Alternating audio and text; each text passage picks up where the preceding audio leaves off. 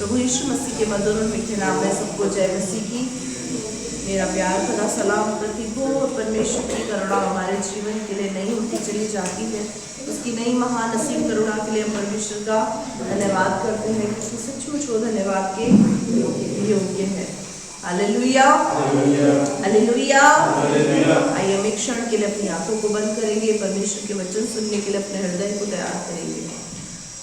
Hallelujah, praise Lord, thank you Jesus. पवित्र आत्मा आपका स्वागत करते हैं, आपकी हुजूरी में आते हैं। आपके वचन में लिखा है परमेश्वर, बोलने वाले तुम नहीं, परमेश्वर का आत्मा है जो तुम में से होकर बोलता है। सचमुच उसी आत्मा का मैं स्वागत करती हूँ। पवित्र आत्मा मेरे अंदर से होकर बोल और बातचीत कर। जो वचन रूपी बीज यहाँ पे बोया जाता, एक एक की जिंदगी से वो फलवंत होने पाए पिता, 100 गुना आशीषित होने पाए पिता। हाँ प्रभु, सचमुच मेरे खुदा वचन के बीच चुराने वाली आत्मा को यहाँ से यीशु के नाम से डिस्ट्रॉय करती। मैं लाइट को, क्लैरिटी को, वॉइस को, विजिबिलिटी को, पवित्र आत्मा सब चीज़ों को आपके हाथों में ले। कोई गड़बड़ी, डिस्टर्बेंस का आत्मा या कार्य न करने पाए। सुस्ती, आलस्य दिलाने वाली, नींद दिलाने वाली आत्मा या कार्य न करने पाए। तेरा पवित्र आत्मा यहाँ कार्य करे खुदा। तेरे वचन में लिखा है राजा, जिस कलीसिया को तू बनाएगा उस पर लोग के फाटक कभी प्रबल नहीं होगा। इस कलीसिया को तूने बनाया, रोपा है प्रभु, इसको तेरे हाथों में सौंपते खुदा। जो लोग रास्ते में है प्रभु, अब तक भी प्रभु तेरी उपस्थिति में नहीं आए, तो उनसे बोल और बातचीत कर देता। समय से आने का तेरे लोगों को फजल दे। तेरे वचन में लिखा है प्रभु,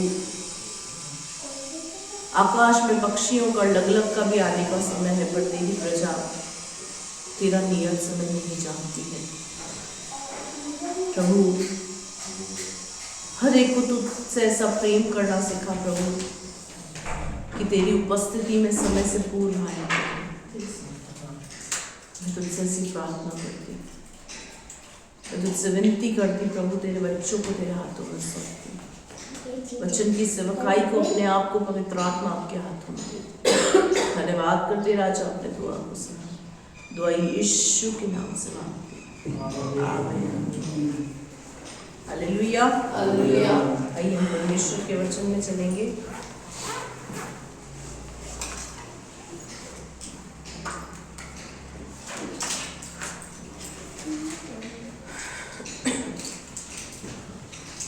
निकालेंगे पहला कुरिन्थियों उसका 13वां अध्याय, उसकी पहली आयत से हम पढ़ेंगे। सबसे पहले हम काम करें यूहन्ना रचित सुसमाचार उसका 13वां अध्याय, उसकी 34 और 35वीं आयत को पढ़ेंगे।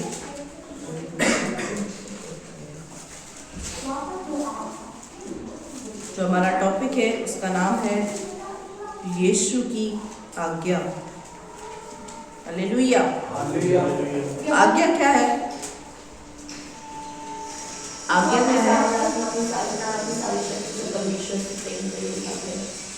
आज्ञा क्या है? आज्ञा का मतलब क्या होता है? ये तो आपने आज्ञा बताई, आज्ञा है। आज्ञा का मतलब क्या है? परमेश्वर की इच्छा को पूरा करना। आज्ञा का मतलब है परमेश्वर की बात को मानना, उसके कहे अनुसार चलना। आज्ञा ऑप्शनल सब्जेक्ट नहीं है। कर लिया तो ठीक है, नहीं करा तो भी ठीक है। आज्ञा जहाँ होती है वहाँ मानना ही पड़ता है। क्यों? क्योंकि आज्ञा जब मानी जाती है तभी आशीष उतरती है। आज्ञा के साथ क्या जुड़ी है? प्रतिज्ञा, प्रॉमिस। हर आज्ञा के पीछे प्रतिज्ञा है। जब तक आज्ञा पूरी नहीं होगी, प्रतिज्ञा हम अपने जीवन में पूरे होते हुए नहीं देख सकते। आज्ञा क्या है वो हम सबको पता है। पहली आज्ञा क्या है वो हम सबको पता है। महान आज्ञा क्या है वो हम सबको पता है। पता है महान आज्ञा क्या है? 28 का 18 क्या है? क्या लिखा हुआ है उसमें? ये कलीसिया के प्रत्येक व्यक्ति को याद होना चाहिए। ग्रेट कमीशन क्या है? तुम जाओ और पिता पुत्र पवित्र आत्मा के नाम से बपतिस्मा लो और खोलो, पढ़ेंगे आज उसको।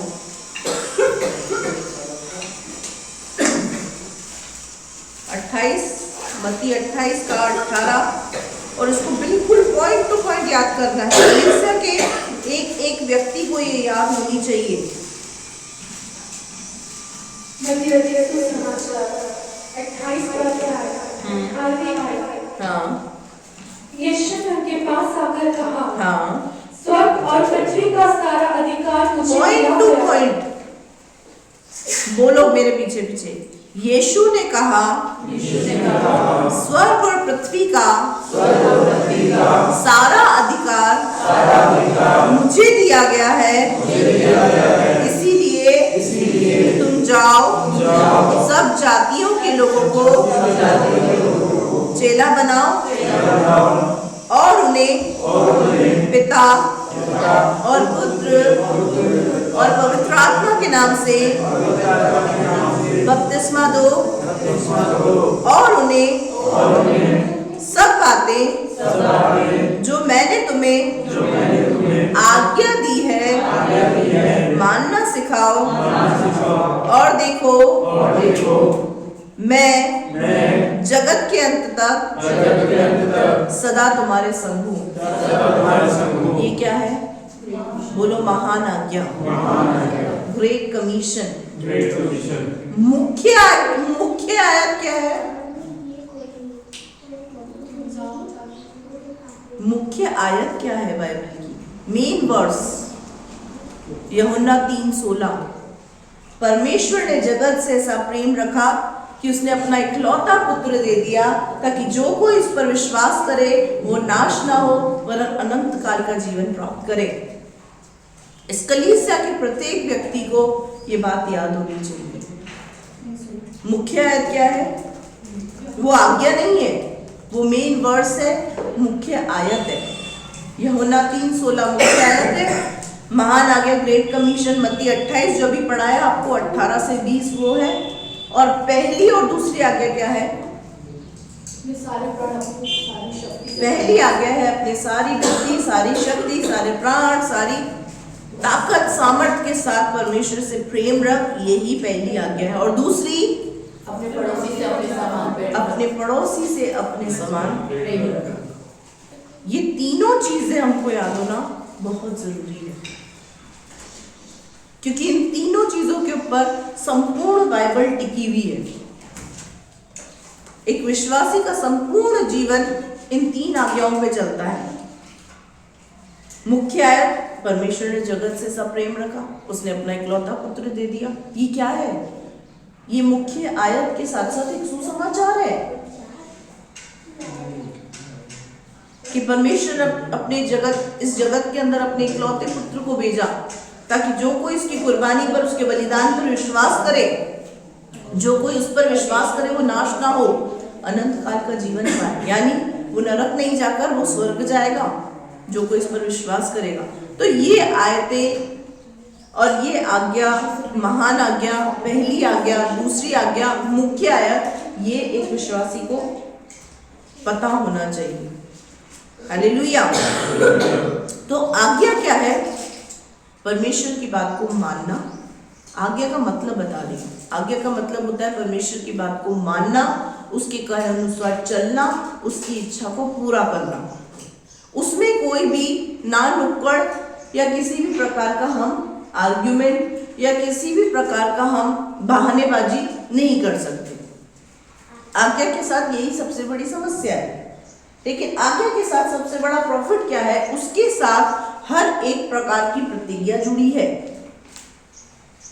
क्योंकि बाइबल के अंदर मैंने कई बार आपको पढ़ा है, जब तू ऐसा करेगा तब मैं ऐसा करूंगा। तो इसका मतलब क्या है? जब तू ऐसा करेगा वो क्या है? आज्ञा। तब मैं ऐसा करूंगा वो क्या है? प्रतिज्ञा। तो हर आज्ञा के साथ एक प्रतिज्ञा जुड़ी है। अगर आप अपने जीवन के अंदर परमेश्वर के वायदों को, उसके प्रोमिसेस को पूरा होते देखना चाहते हैं, तो आज्ञा पालन बहुत जरूरी है। अब यीशु मसीह ने अपने शिष्यों को बहुत सी बातों को सिखाया, अपने चेलों को बहुत सी बातों को सिखाया, बहुत सी आज्ञाओं को सिखाया। उसमें से एक मुख्य आज्ञा जो यीशु मसीह ने अपने चेलों को सिखाया वो हम पढ़ेंगे। पढ़ो बेटा। यूहन्ना रचित सुसमाचार 13वां अध्याय 34वीं आयत। मैं तुम्हें एक नई आज्ञा देता हूँ हाँ। कि एक दूसरे से प्रेम रखो। हाँ। जैसा मैंने तुमसे प्रेम रखा है हाँ। वैसा ही तुम भी एक दूसरे से प्रेम रखो। हाँ।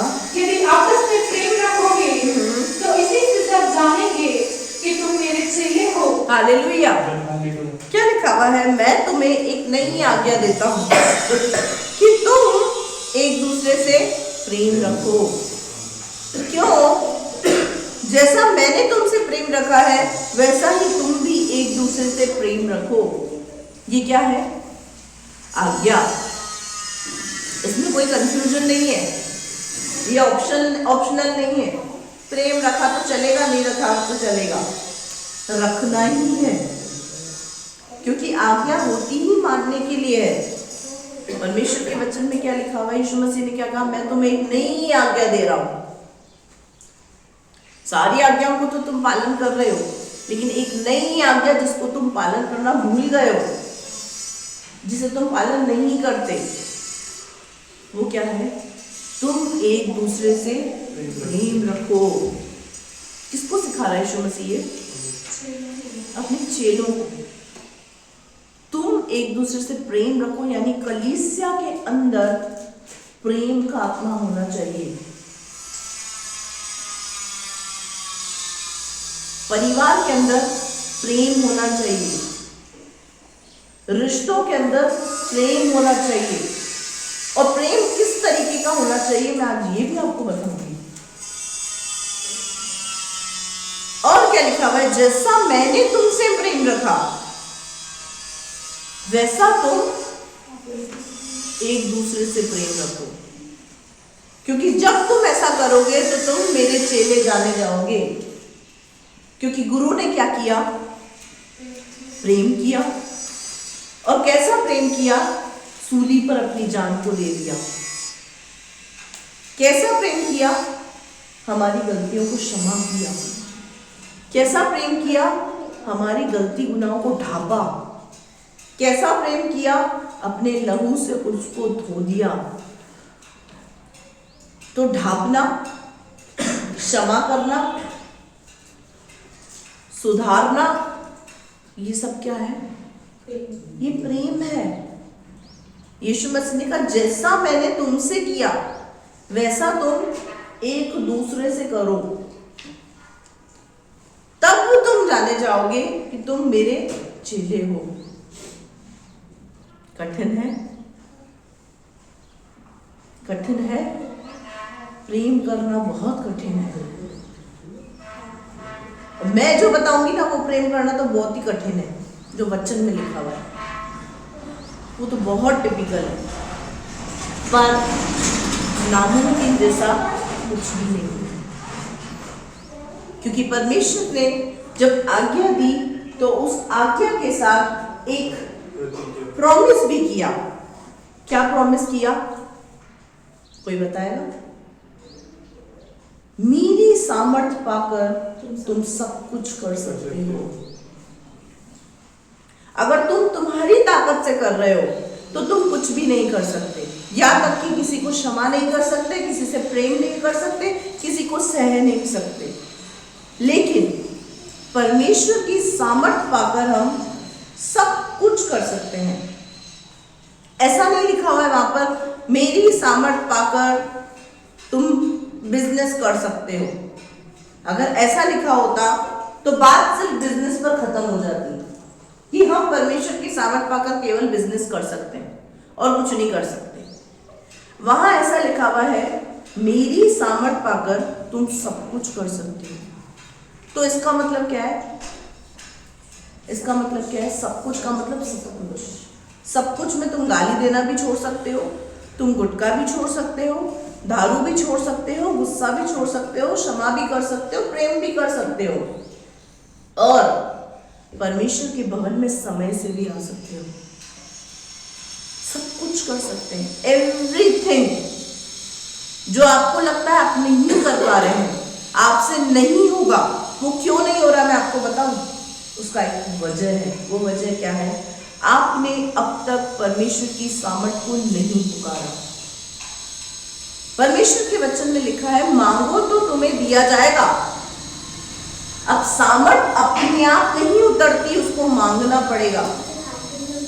अब उसका सबसे खूबसूरत एग्जाम्पल, गतसमनी के बाग में यीशु मसीह रो रो के क्या कर रहा था? क्या कर रहा था? हो सके तो ये प्याला मुझसे टल जाए, लेकिन मेरी नहीं तेरी इच्छा पूरी हो। प्रार्थना तो कर रहा है प्याला टल जाए, प्रार्थना तो कर रहा है ये प्याला टल जाए, लेकिन क्या बोल रहा है? मेरी नहीं तेरी इच्छा पूरी हो। तो इच्छा तो परमेश्वर की पूरी हुई, क्योंकि वो प्याला क्या था? दुखों से भरा हुआ था, तकलीफों से भरा हुआ था। उस प्याले में क्या था? दर्द था।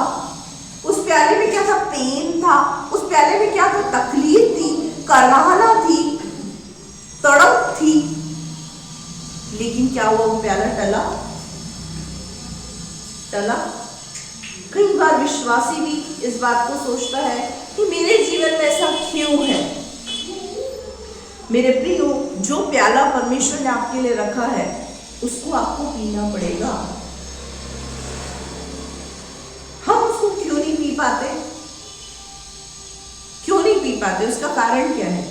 उसका कारण यह है कि हम परमेश्वर से प्रार्थना नहीं करते। किस चीज की? उसकी सामर्थ की। अब प्याला तो हमारे लिए तैयार है पीने के लिए, प्याला तो तैयार है पीने के लिए, रो के पिए, हंस के पिए, पीना तो पड़ेगा। यीशु मसीह ने भी पिया, और हम सब कौन है? उसके चेले। तो गुरु ने जब उस दुखों का प्याला पिया तो हमको भी पीना है। लेकिन यीशु मसीह से हमको एक खूबसूरत बात को सीखना है। वो क्या है? अपने लिए सामर्थ को मांगना। यीशु मसीह सेम टू सेम आपके लिए, आपके और मेरे जैसा था, सेम टू सेम। जब वो शरीर में था ना, बिल्कुल आपके और मेरे जैसा था। उसका सबसे बड़ा एग्जाम्पल है जब उसको कांटों से उसकी कीलें ठोकी गई, उसकी बॉडी में से ब्लड निकला, उसको जब बदन को चीरा गया तो अंदर से मांस दिख रहा था, हड्डियां दिख रही थी। तो उसका शरीर और आपका शरीर बिल्कुल सेम टू सेम है। दर्द उसको भी हो रहा था, तकलीफ उसको भी हो रही थी, पीड़ा उसको भी उठानी पड़ रही थी। लेकिन उसके साथ क्या था पता है? उसके साथ परमेश्वर की सामर्थ्य जुड़ी थी।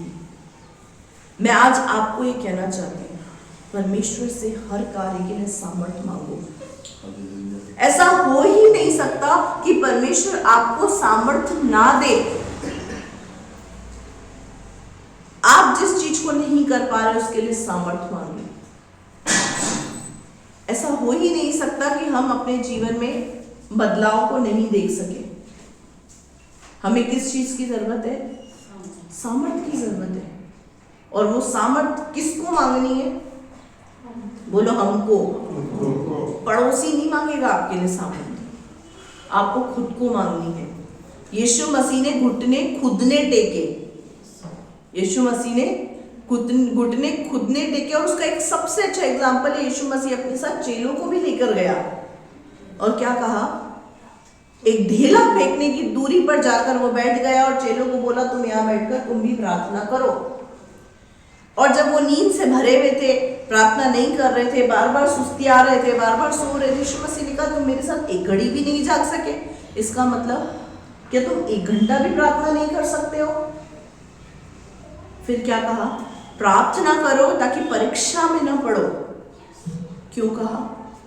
क्योंकि जो व्यक्ति प्रार्थना नहीं करता वो बार बार परीक्षाओं में पड़ जाता है, वो छोटी छोटी समस्याओं में झुंझला जाता है। क्यों यीशु मसीह के चेले भाग गए? मैं आपसे पूछती हूँ। जब यीशु मसीह को क्रूस पर चढ़ाया जा रहा था, यीशु मसीह को लेकर गए, तब यीशु मसीह के सारे चेले क्यों भाग गए? क्यों भाग गए?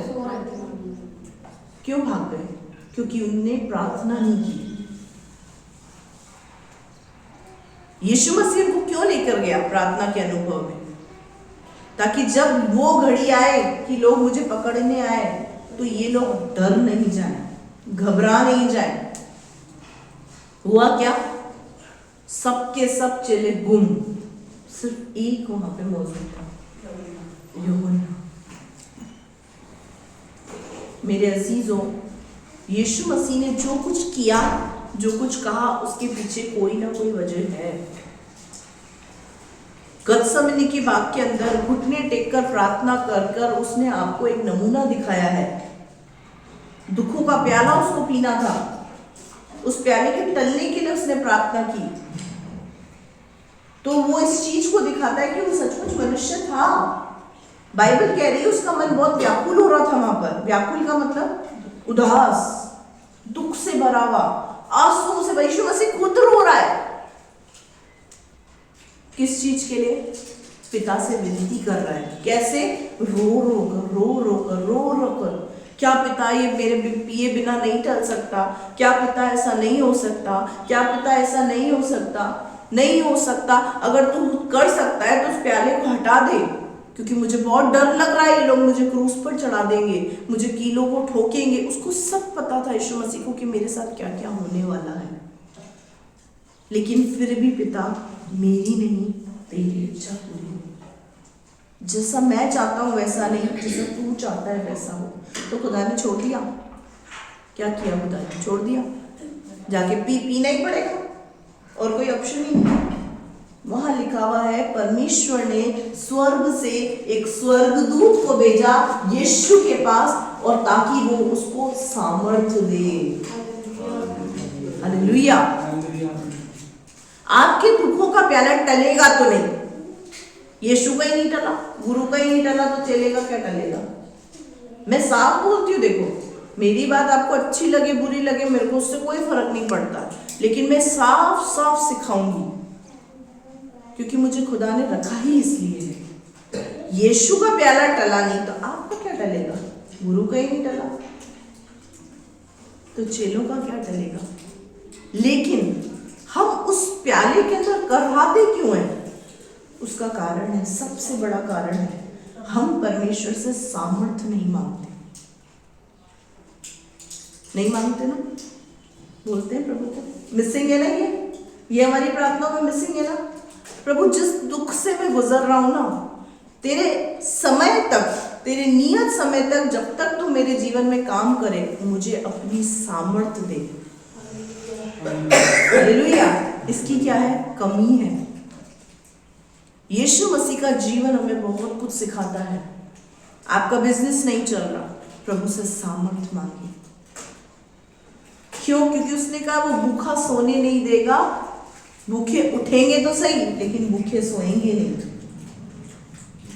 वो चिड़ियों का, पक्षियों का, सबका ध्यान रखता है, तो आपका मेरा भी ध्यान रखेगा, क्योंकि हमारा मूल्य उनसे कहीं अधिक बढ़कर है।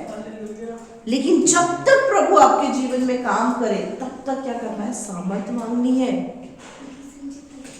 जब तक यीशु मसीह क्रूस की मृत्यु को नहीं सहन किया, तब तक परमेश्वर की सामर्थ्य यीशु के साथ बनी रही। लेकिन जैसे ही क्रूस की मृत्यु का सीन खत्म हुआ और तीसरे दिन यीशु मसीह जी उठा, तो क्या वो महिमा नहीं पाई उसने?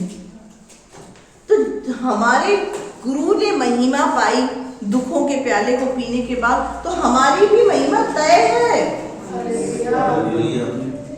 सब कुछ फिक्स्ड है, तय है। आज अगर आप दुख से रहे हो तो आप महिमा में भी जाएंगे, क्योंकि यीशु मसीह स्वयं महिमा में गया। जब तीसरे दिन वो मुर्दों में से जी उठा, तो क्या हुआ? उसकी महिमा हुई, प्रशंसा हुई। आज भी क्या कर रहे हैं? हम उसकी महिमा और प्रशंसा कर रहे हैं। तो देखो, महिमा और प्रशंसा के लिए तकलीफ तो उठानी पड़ेगी। तो प्रेम करना आसान नहीं है।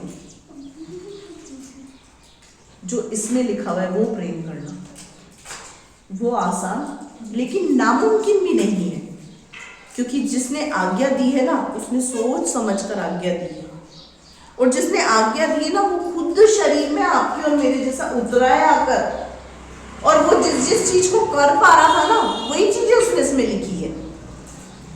यीशु मसीह जो जो कर सका ना, यीशु मसीह ने वही लिखा है। उसके पास यीशु मसीह को पता था कि एक स्त्री बिन पुरुष और एक पुरुष बिन स्त्री नहीं रह सकता। यीशु मसीह ने शादी करी क्या? नहीं करी। तो क्या ये आज्ञा दी यीशु मसीह ने कि कोई भी पुरुष किसी स्त्री से शादी ना करे और कोई भी स्त्री किसी पुरुष से शादी ना करे, जैसा मैं ही हूं वैसा ही रहे? बोला नहीं, क्योंकि उसको पता था क्या हमारे लिए जरूरी है और क्या हमारे लिए जरूरी नहीं है। यीशु मसीह ने इसमें वही बातें अपने चेलों को सिखाई जो एक विश्वासी के लिए बहुत जरूरी है। अब यहाँ क्या बोला? जैसा मैंने तुमसे प्रेम किया वैसा एक दूसरे से प्रेम करो, इसी से तुम जाने जाओगे क्योंकि तुम मेरे चेले हो। गुरु ने प्रेम किया तो हमको भी प्रेम करना है। और पढ़ो, 34-35 कंप्लीट हो गया। यदि आपस में प्रेम रखोगे तो इसी से सब जानेंगे। अंडरलाइन करो, अगर हम आपस में प्रेम रखेंगे तो इसी से सब जानेंगे कि तुम यीशु मसीह के चेले हैं। अब किसी विश्वासी को पेट में दर्द, हमें क्या? किसी को सर में दर्द, हमें क्या? मेरे अजीजों, यीशु मसीह ने कहा एक दूसरे से प्रेम रखो। इसका मतलब एक दूसरे की सुधि लेनी है। कोई बहन दुखों में गुजर रही है, कोई भाई तकलीफों में गुजर रहा है, हम उसकी सुधि नहीं रखते और हम कहते हैं यीशु मसीह के चेले हैं। हमें एक नमूना बनना है। किसके लिए? संसार के लोगों के लिए। यहाँ लिखा हुआ है इसी से सब जानेंगे कि तुम मेरे चेले हो। एक अच्छा प्रमाण हमको देना चाहिए। किसका? विश्वासी होने का, एकता का, यूनिटी का, प्रेम का। किसी को आपकी जरूरत है, खड़े हो जाए उसके साथ। बहन आप चिंता मत करो, मैं आपके साथ खड़ी हूं, मैं आपके लिए फास्टिंग रखूंगी, प्रभु काम करेगा। आप दुखों में हो तो आपको किसी ना किसी के सहारे की जरूरत पड़ती है, लेकिन कोई अगला दुखी है, आपको लगता है उसको सहारे की जरूरत नहीं होगी? क्या हम कभी किसी बहन को फोन करके बोलते हैं बहन मुझे लगता है आप बहुत दुखों में गुजर रही हो, आप परेशान हो, मैं आपके लिए फास्टिंग रखूंगी, मैं आपके साथ फास्टिंग में एकमन होंगी, मैं आपके लिए प्रार्थना करूंगी। परमेश्वर के वचन में एक चीज लिखी हुई है। क्या लिखा हुआ है नीति वचन के अंदर? दूसरों की खेती सींचो तो तुम्हारी अपने आप सींचो। हाँ, परमेश्वर के वचन में लॉजिक है। लॉजिक ऐसे लॉजिक है जो मैथ्स में भी नहीं चलते। यदि तुम दूसरों की खेती सींचो तो तुम्हारी आप सींची जाएगी। अब तुम्हारी समस्याएं दूर क्यों नहीं होती? क्योंकि तुम्हारे अंदर दूसरों की समस्या के प्रति दर्द नहीं है। एक बात बताओ, आज एक राज की बात मैं आपको बताती हूँ। उस राज की बात को अगर आपने पकड़ लिया ना तो आपके बारे न्यारे हो जाएंगे। एक पास्टर के जीवन के अंदर उन्नति क्यों होती है? एक पास्टर के जीवन के अंदर डे बाय डे उन्नति होती है। पहले 2 व्हीलर होती है, फिर 4 व्हीलर आ जाती है, फिर घर बन जाता है। सब कुछ ऐसा क्यों होता है? कारण बताओ मुझे। क्योंकि वो कलीसिया के लोगों के लिए रोता है, वो कलीसिया की उन्नति के लिए रोते हैं। क्या सोचते हैं ये अमीर बन जाए, इसके पास कार आ जाए, इसके पास बंगला आ जाए, इसके पास ये आ जाए, इसके पास ये आ जाए। जब एक सेवक और सेविका तैयार होते हैं ना तो वो खुद को त्याग करके साइड में रख देते हैं और क्या करते हैं? कलीसिया के लोगों के लिए रोना शुरू करते हैं। तो जैसे ही रोना वो शुरू करते हैं ना तो परमेश्वर उनके ऊपर आशीष फेंकना शुरू करता है। क्योंकि सबसे पहले आशीष किसके पास आती है? जो व्यक्ति प्रार्थना कर रहा है। हमारे ऊपर सबसे पहले उतरेगी, हमारे अंदर से ऊपर आपके ऊपर उतरेगी। क्यों? क्योंकि हम प्रार्थना कर रहे हैं आपके लिए, आंसू बहा रहे हैं आपके लिए। इसीलिए एक पास्टर का घर डे बाय डे बढ़ता रहता है। उसके बढ़ने का कारण यही है। ये कोई नहीं बताएगा आपको, ये राज की बात है जो मैं आपको बता रही हूँ, फ्री में, मुफ्त में। करोड़ों की बात है लेकिन मुफ्त में बता रही हूँ। आज के बाद अपने कलीसिया के लोगों के लिए प्रार्थना करना शुरू कर दें, उनके लिए उपवास रखना शुरू कर दें।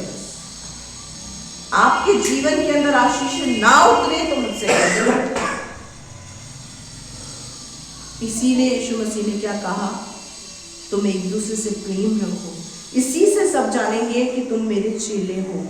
तुम दूसरों की खेती सींचो तो तुम्हारी आप सींच जाएगी, उसकी चिंता करने की जरूरत नहीं है।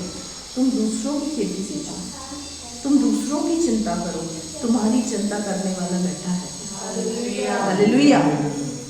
अपनी चिंता मत करो, अपनी सारी चिंता को उस पर डाल दो, क्योंकि उसको तुम्हारा ध्यान है। उसने कशिश को भेजा है तो उसको पता है मैंने कशिश को भेजा है। उसने पूजा को भेजा है तो उसको पता है मैंने पूजा को भेजा है। उसने इस पृथ्वी पर प्रकाश को भेजा है तो उसको पता है मैंने प्रकाश को भेजा है। वो भूल नहीं गया आपको बनाकर, उसको याद है। लेकिन वो जो चाहता है ना, बस वो करो, एक दूसरे से प्रेम रखो। और पढ़ो बेटा, यूहन्ना 15 का 12 और 17।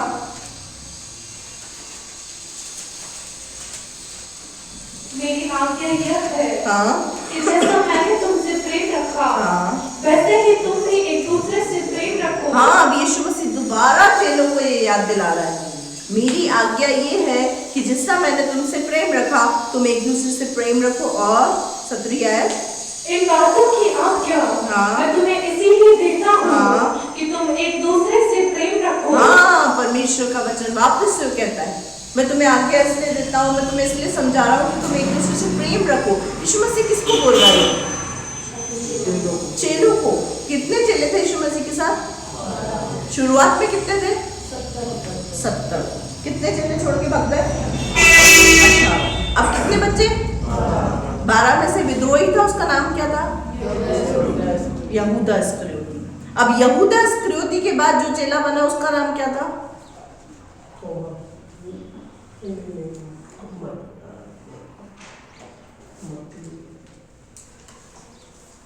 मत्तियाह। ये बातें याद होनी चाहिए। यहूदा इस्करियोती के बाद जो चेला बना, उसका नाम क्या था? मत्तियाह। मत्तियाह के नाम पर चिट्ठी निकली। 2 जने थे, 2 जनों की चिट्ठी डाली, नाम चिट्ठी किसके नाम पे निकली? ये बातें याद होना जरूरी है।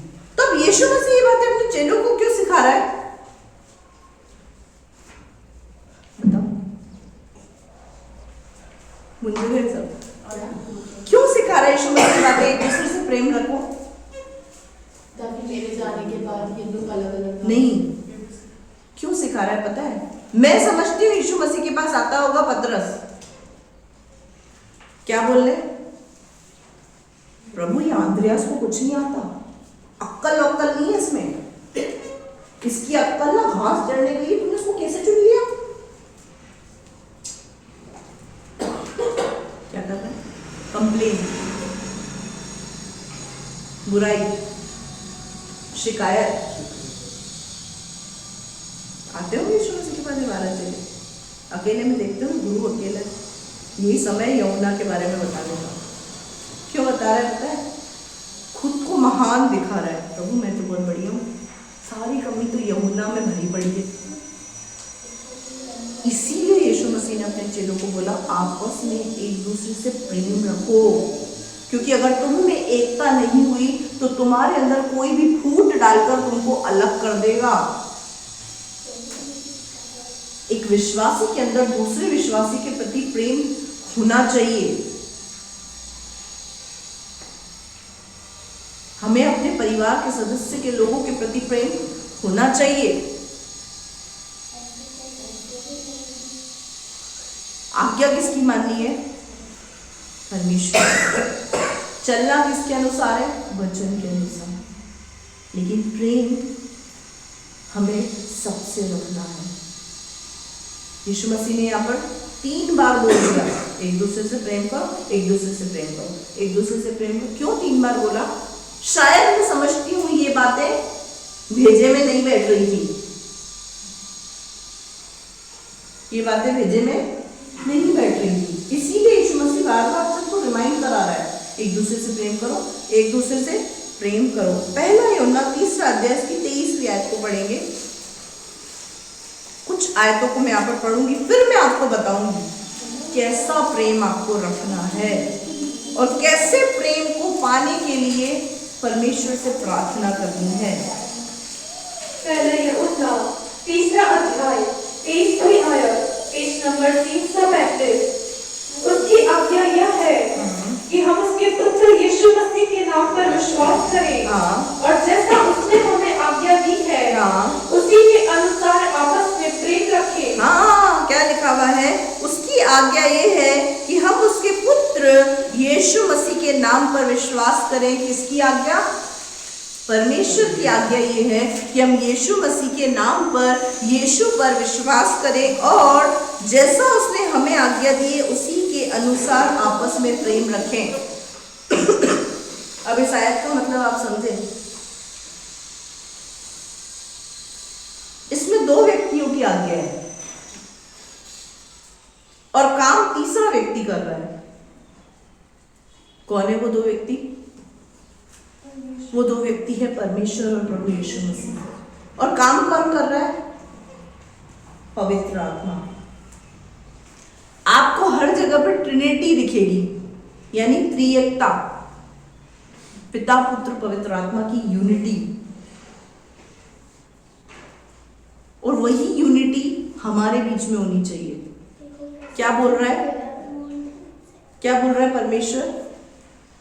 मेरी आज्ञा यह है कि तुम यीशु पर विश्वास करो और जो आज्ञा यीशु ने तुम्हें दी है आपस में प्रेम रखने की, उसके अनुसार करो। और ऐसा करने के लिए पवित्र आत्मा तुम्हारी सहायता करेगा, तुम्हें सामर्थ्य देगा। क्योंकि परमेश्वर के वचन में लिखा है जब यीशु मसीह छोड़कर गया हम लोगों को, तो हमारे लिए एक सहायक भेज के गया। क्या देके गया हमको? Gift hamper. सरप्राइज गिफ्ट नहीं रखा उसने गिफ्ट हमको बता दिया। लेकिन वो एक ऐसा गिफ्ट है जिसको जब हम खोलेंगे तो हमारी जिंदगी में वारे न्यारे हो जाएंगे। हालेलुया। पिता ने कहा यीशु पर विश्वास रखो, यीशु ने कहा एक दूसरे से प्रेम रखो, और पवित्र आत्मा ने ऐसा करने की हमको शक्ति और सामर्थ्य दी। तो दी कब? जब मांगी। जब मांगेंगे तभी तो मिलेगा ना। एक कहावत है, रोए बगैर तो माँ भी बच्चे को दूध नहीं पिलाती। जब तक बच्चा चुप करके बैठा होता है क्या सोचती है? थोड़े बर्तन मांज लेती हूँ, थोड़ी डस्टिंग कर लेती हूँ, खाना बना लेती हूँ। तो चुप करके बैठा है ना, अभी तो ये कर लेती हूँ, वो कर लेती हूँ। लेकिन जब तक उसकी चुरुटी होती, वो अलर्ट नहीं होती है कि इसको भूख लगी है, मैं उसको दूध। तो रोए बगैर तो माँ भी बच्चे को दूध नहीं पिलाती। तो मांगना तो पड़ेगा। क्या? सामर्थ्य। परमेश्वर से सामर्थ्य मांगेंगे। ठीक है, अब पढ़ेंगे पहला यूहन्ना 4:7-12।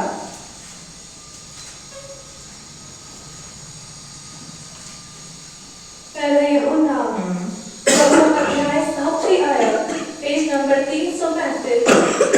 परमेश्वर प्रेम है। हे प्रियो, हम आपस में प्रेम रखें, क्योंकि प्रेम परमेश्वर से है। और जो कोई प्रेम करता है वो परमेश्वर से जन्मा है।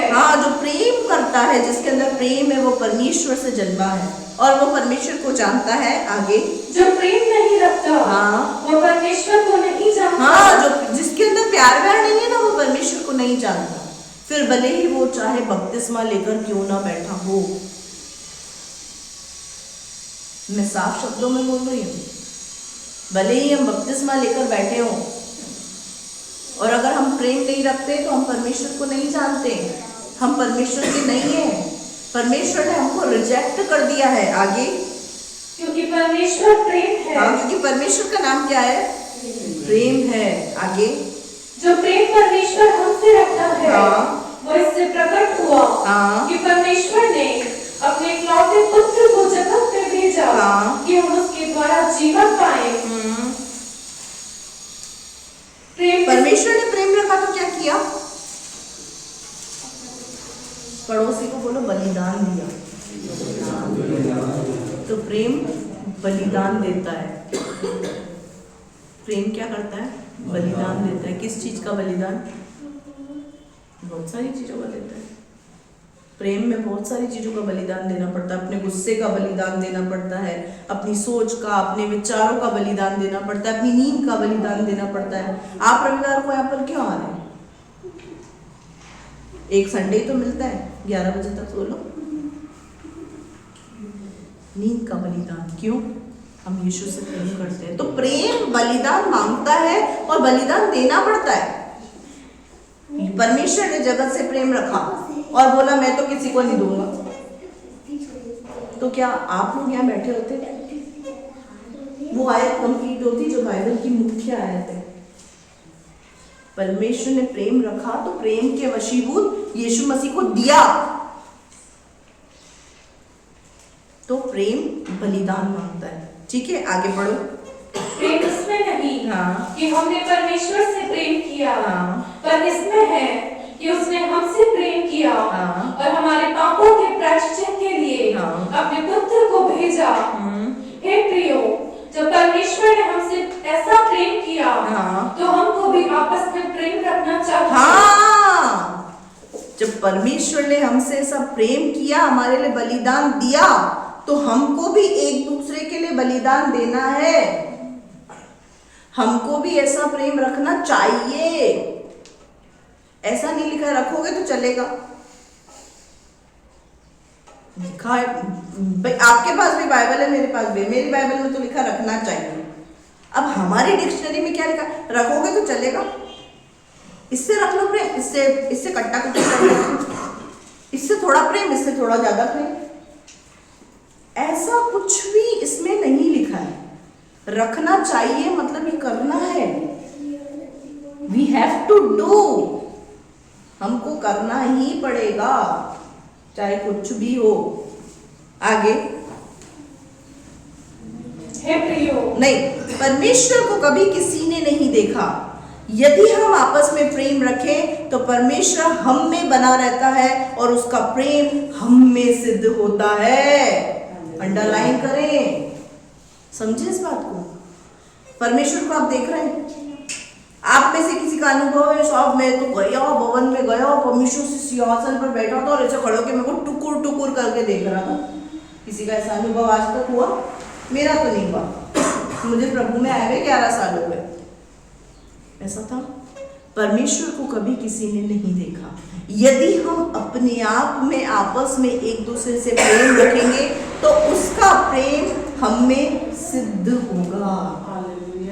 कैसे होगा? जब हम किसी से प्रेम करेंगे ना, तो जो सामने वाला व्यक्ति ना, पता है क्या बोलेगा? इसके अंदर कुछ तो बात है, इसके अंदर हमको यीशु मसीह दिखता है। जो जो चीजें हमने यीशु मसीह के बारे में सुनी ना, सब इसके अंदर दिख रही है हमको। तो हुआ ना यीशु का प्रेम आप में सिद्ध। यीशु की क्वालिटीज अगर आपके अंदर आ गई तो यीशु का प्रेम आप में सिद्ध हुआ ना, कि नहीं हुआ? यीशु मसीह को हम अपने अंदर दिखा सकते हैं। अगर आप दिखाना चाहें तो उसमें बहुत कुछ सहना पड़ता है। हमसे आके पूछना हम क्या क्या सहते हैं पति पत्नी, हमसे आके पूछना, बहुत कुछ सहते हैं, तभी प्रेम कर पाते हैं। और प्रेम में क्या क्या होता है मैं वो भी बताऊंगी आपको। वही कोई बच्चा गलती करता है, आके क्षमा मांगता, अच्छा बेटा कोई बात, दोबारा मत करना। यीशु मसीह भी तो यही करता था, यही करता था ना यीशु मसीह। आप पाप किया, फिर से पाप मत करना, यही करता था। वो भी पुचकार था, हमको भी सिखा के गए, तुम भी पुचकारो। यीशु का प्रेम सिद्ध करना है ना अपने अंदर, परमेश्वर का प्रेम अपने अंदर दिखाना है ना, तो बहुत कुछ सहना पड़ेगा, बलिदान करना पड़ेगा, क्षमा करना पड़ेगा, नजरअंदाज करना पड़ेगा, बहुत सी बातों को नजरअंदाज करना पड़ेगा।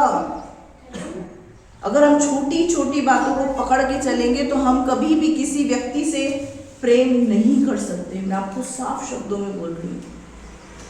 आजकल 90% घर टूटे हुए क्यों हैं? छोटी छोटी बातों को पकड़ पकड़ के खींचते हैं, लंबा करते हैं, घर टूट जाते हैं। अगर यही हम छोटी छोटी बातों को नजरअंदाज कर दें और आगे बढ़ जाएं, तो परिवार, कलीसिया, रिश्ते जैसे हैं वैसे ही बने रहेंगे। नजरअंदाज करना सीखें, क्योंकि यीशु मसीह ने भी हमारी बहुत सी बातों को नजरअंदाज किया और आज भी करता है। आपने चलते फिरते झूठ बोल दिया, यीशु मसीह बोलता है इसको, आज ही तेरे ऊपर से एक पहाड़ गिरेगा और तू मर जाएगा। तूने झूठ कैसे बोला? पता है क्या किया यीशु मसीह ने? आपके झूठ को नजरअंदाज कर दिया। पवित्र आत्मा ने आपके कान में आके बोला तूने गलत किया। तुरंत प्रभाव ने क्षमा मांगी, यीशु मसीह ने क्षमा कर दिया। अगर यीशु मसीह हमारे पापों को माफ ना करे, हमारी गलतियों को नजरअंदाज ना करे, 110% मैं आपको लिख के दे रही हूँ, एक भी व्यक्ति स्वर्ग नहीं जाएगा। एक भी व्यक्ति, नॉट अ सिंगल पर्सन, एक भी व्यक्ति स्वर्ग नहीं जाएगा। कारण पता है क्या? हम दिन भर में पता नहीं क्या क्या करते हैं, पता नहीं क्या क्या करते हैं। क्यों? जब हम प्रार्थना करते हैं सबसे पहले बोलते हैं जाने अनजाने में, देखने सोचने बोलने के द्वारा हमसे कोई गलती गुनाह पाप अपराध हुआ है तो प्लीज हमें क्षमा कर दो, क्योंकि हमको पता है हमसे पाप होता है। अगर वो नजरअंदाज ना करे, अगर वो क्षमा ना करे ना, तो हमारे लिए एक चीज तैयार है। वो क्या है पता है? स्वर्ग की आग, नहीं नरक की आग और केचुए का बिछोना, उस पे चलते हुए कीड़े, उसकी धधकती आग। क्योंकि यीशु मसीह हमसे प्यार करता है, हमारे पापों को क्षमा करता है, हमारे पापों को धोता है और हमारे पापों को नजरअंदाज करता है, इसीलिए आज तक हम यीशु मसीह में बने हुए हैं और हमारा रिश्ता कायम है। हमारा रिश्ता कायम है। अगर परमेश्वर के वचन में लिखा होता है तू पाप कर, मैं तेरे को तुरंत सजा दूंगा, तो इसे डेंजर परमेश्वर के पास आप आते क्या? मुझे तो आप बताओ, आते? हमारे बात देखेंगे स्वर्ग नरक क्या है क्या नहीं है। इतना डेंजर है तो तुरंत गलती करते तुरंत सजा दे देता है। कौन जाएगा सर डेंजर यीशु मसीह के पास? जब उसका डेंजर रूप आपको पसंद नहीं है, तो आपका डेंजर रूप कोई कैसे बर्दाश्त कर पाएगा? यीशु मसीह का रूप धारण करें, उसके जैसे बने, उसी से जाने जाओगे कि आप उसके चेले हो। गुरु के लक्षण तो दिखे थोड़े बहुत, गुरु की क्वालिटी तो दिखनी चाहिए हमारे अंदर, तब जाके तो बोलेंगे चेला है। गुरु की क्वालिटी होगी चेले के अंदर, तब तो चेले को बोलेंगे हाँ ये गुरु, इसका चेला है ये। इसीलिए गुरु की क्वालिटी अपने अंदर धारण करें। वो गुरु कौन है? तो वो यीशु मसीह, क्योंकि जब हम ऐसा करते हैं तभी उसका प्रेम हमारे अंदर सिद्ध होगा, तभी लोग हमें जानेंगे कि यीशु मसीह के हैं। इनकी बात ही अलग है, ये अलग है, इनकी जुबान में तो मिठास रहती है, ऐसा लगता है जैसे शहद टपक रहा है इनकी जुबान से। यीशु मसीह मुंह खोलता था तो अनुग्रह रहता था, हम मुंह खोलते हैं तो चमाटे पड़ती है, थप्पड़ है, थप्पड़, तलवार चलाते हैं मुंह खोलते हैं तो। कौन सी तलवार? मलकूस ने जो चलाई थी, क्या करा था? म्यान में से तलवार निकाली और क्या करा? कान काट दिया। किसका? मलकूस का कान काट दिया, पतरस ने तलवार निकाल दिया। क्यों? तलवार चलाना आती नहीं थी तो तलवार चलाने का मतलब नहीं था ना। तलवार चलाना भी सीखो। कौन सी तलवार? तो घर जाके वो नहीं ट्रेन लो जाओ, बड़ी बड़ी तलवारें लेके आ जाओ, सिखाओ हमको तलवार। हमारे लिए एक और तलवार है, वो क्या है? जीभ, जिसको परमेश्वर के वचन में लिखा है ये एक तलवार है, ये बहुतों को घायल करती है। इसको चलाना भी आना चाहिए,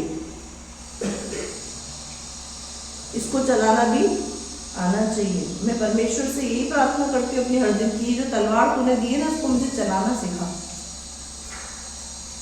इससे मैं वार भी करती हूँ और सामने वाला घायल भी नहीं होता है। सबको पता है ये सबको पता है कि मैं इसको जब चलाती हूँ ना तो सामने वाला घायल भी नहीं होता है, लेकिन बरोबर असर होता है। क्यों? क्योंकि उसने तलवार चलाना सिखाई है। अगर ये उल्टी पुल्टी चला दूँ ना तो एक भी यहाँ पे नहीं बैठा, सब गायब। 9 2 11। इसको चलाना सीखो, ये तलवार दी है ना उसको चलाना सीखो।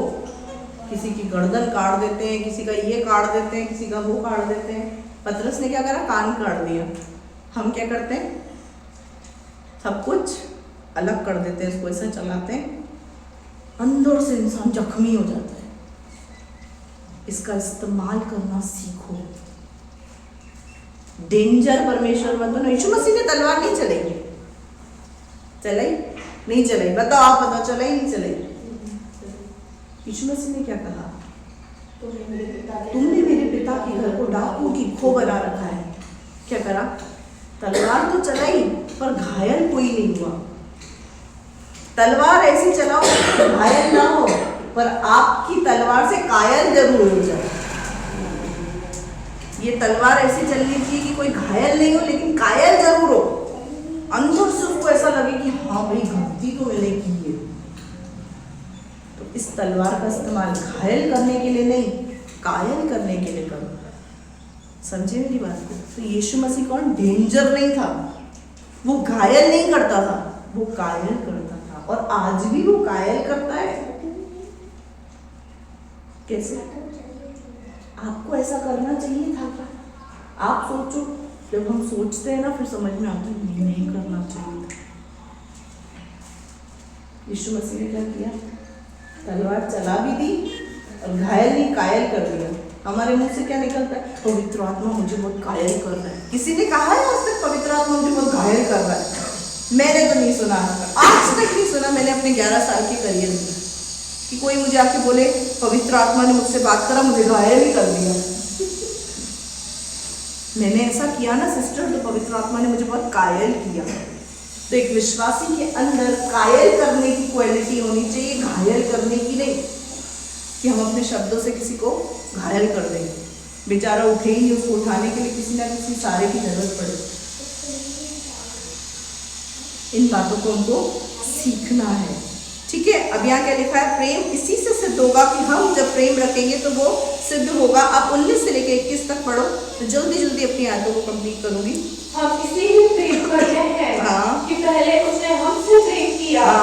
यदि कोई कहे कि मैं परमेश्वर से प्रेम रखता हूँ और अपने भाई से बैर रखे, तो वह झूठा है। क्योंकि जो अपने भाई से जिसे उसने देखा है प्रेम नहीं रखता, तो वो परमेश्वर से भी जिसे उसने नहीं देखा प्रेम नहीं रख सकता।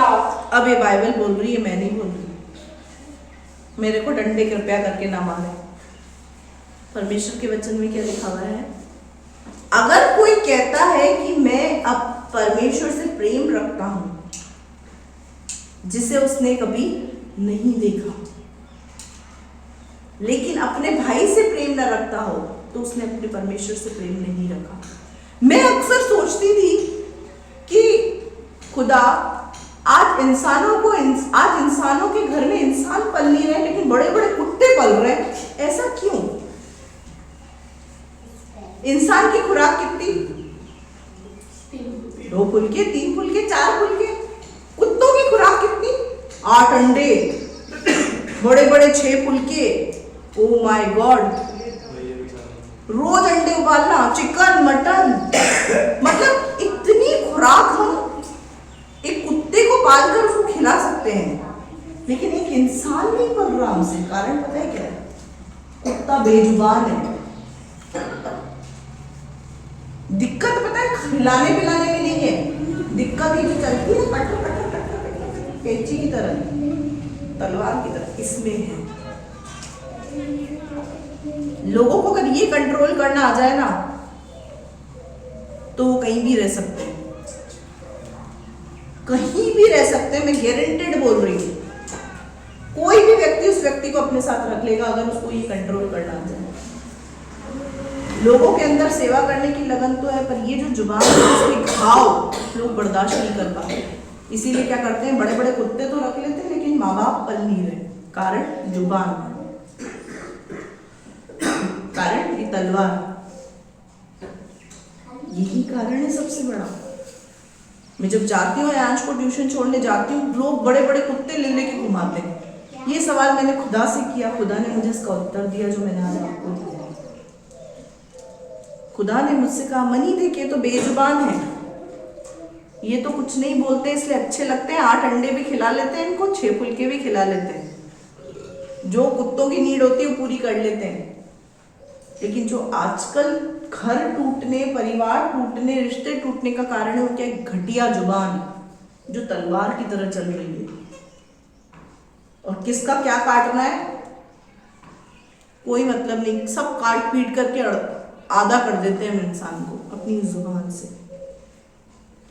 आप अपने परिवारों के साथ रहना चाहते हैं, कलीसिया में आप चाहते हैं आपके साथ सबके रिश्ते अच्छे हो, अपनी इस तलवार को चलाना सीखें। जिस दिन आपने इसको चलाना सीख लिया ना, आपके हर कोई आपका मित्र बन जाएगा। और जिस दिन आपने इस तलवार का गलत इस्तेमाल किया ना, हर कोई दुश्मन बन जाएगा आपका। दोस्त और दुश्मन बनाना आपके हाथ में है। अब यहाँ क्या लिखा हुआ है? जिसने अपने भाई से प्रेम न रखा और वो कहता है मुझसे प्रेम रखता है, तो मैं उसके प्यार व्यार को नहीं मानता। क्यों? परमेश्वर कह रहा है मैं तो दिखाई नहीं देता। जो भाई तुझे दिख रहा है, जो बहन तुझे दिख रही है, जो माँ बाप तुझे दिख रहे हैं, जो रिश्तेदार तुझे दिख रहे हैं, जो विश्वासी तुझे दिख रहे हैं, अगर तेरे प्रति उनके अंदर प्यार नहीं है, तेरे अंदर उनके प्रति प्यार नहीं है, तो तू मुझसे कोई प्यार व्यार नहीं करता, तू 420 है। ऐसे व्यक्ति के ऊपर परमेश्वर ने एक केस किया है 420। धोखेबाज, हिल्लेबाज। ये परमेश्वर का वचन कह रहा है मेरे प्रियो। आगे क्या लिखा हुआ है? क्योंकि जो अपने भाई से जिसे उसने देखा है प्रेम नहीं रखता, तो वो परमेश्वर से भी जिसे उसने नहीं देखा प्रेम नहीं रख सकता। ये आरोप परमेश्वर का है आपके ऊपर कि जिसने अपने भाई से प्रेम नहीं रखा वो मुझसे भी नहीं रख सकता। वो झूठा दावा कर रहा है कि मैं परमेश्वर से प्रेम रखता हूं। आगे उससे हमें ये आज्ञा मिली है कि जो कोई परमेश्वर से प्रेम रखता है वो अपने भाई से भी प्रेम रखे। उससे हमें ये आज्ञा मिली है कि जो परमेश्वर से प्रेम रखता है वो अपने भाई से भी प्रेम रखे। कहीं पे भी आज कोई ऑप्शनल बात नहीं है, सब कंपलसरी सब्जेक्ट है। रख सकता है, कोशिश तो कर सकता है, ऐसा कुछ लिखा हुआ है। रखे यानी करना ही है, कुछ भी हो जाए करना है। पढ़ेंगे मरकुस 12 का 30-31, फिर मैं आपको बताऊंगी कि कैसा प्रेम परमेश्वर आपसे चाहता है। मरकुस 12 का 30 और 31, इसमें लिखा हुआ है पहली और दूसरी आज्ञा। Page number 72। और तू प्रभु अपने परमेश्वर से अपने सारे मन से और अपने सारे प्राण से और अपनी सारी बुद्धि से और अपनी सारी शक्ति से प्रेम रखना। और दूसरी यह है कि तू अपने पड़ोसी से अपने समान प्रेम रखना। इससे बड़ी और कोई आज्ञा नहीं है। इससे बड़ी और कोई आज्ञा नहीं है। हमको कह रहे हैं बस इतना इजी। कैसा लग रहा होगा? बहुत इजी है, तो मेरे भाई हाथ का काम है, बस ये 2 काम करेंगे, इससे बड़ी कोई आज्ञा नहीं, मतलब मैं सब कुछ पूरा कर दिया। हाँ मेरे प्रियो, अगर आपने इस 2 आज्ञा को पूरा कर दिया ना, तो यीशु की दृष्टि में आपने सब कुछ पूरा कर दिया, क्योंकि संपूर्ण बाइबल प्रेम पर टिकी है। अब क्या लिखा हुआ है? तू अपने प्रभु अपने परमेश्वर से अपने सारे मन, अपने सारे प्राण, अपनी सारी बुद्धि, अपनी सारी शक्ति से प्रेम रखना। कितनी चीजें आ गई?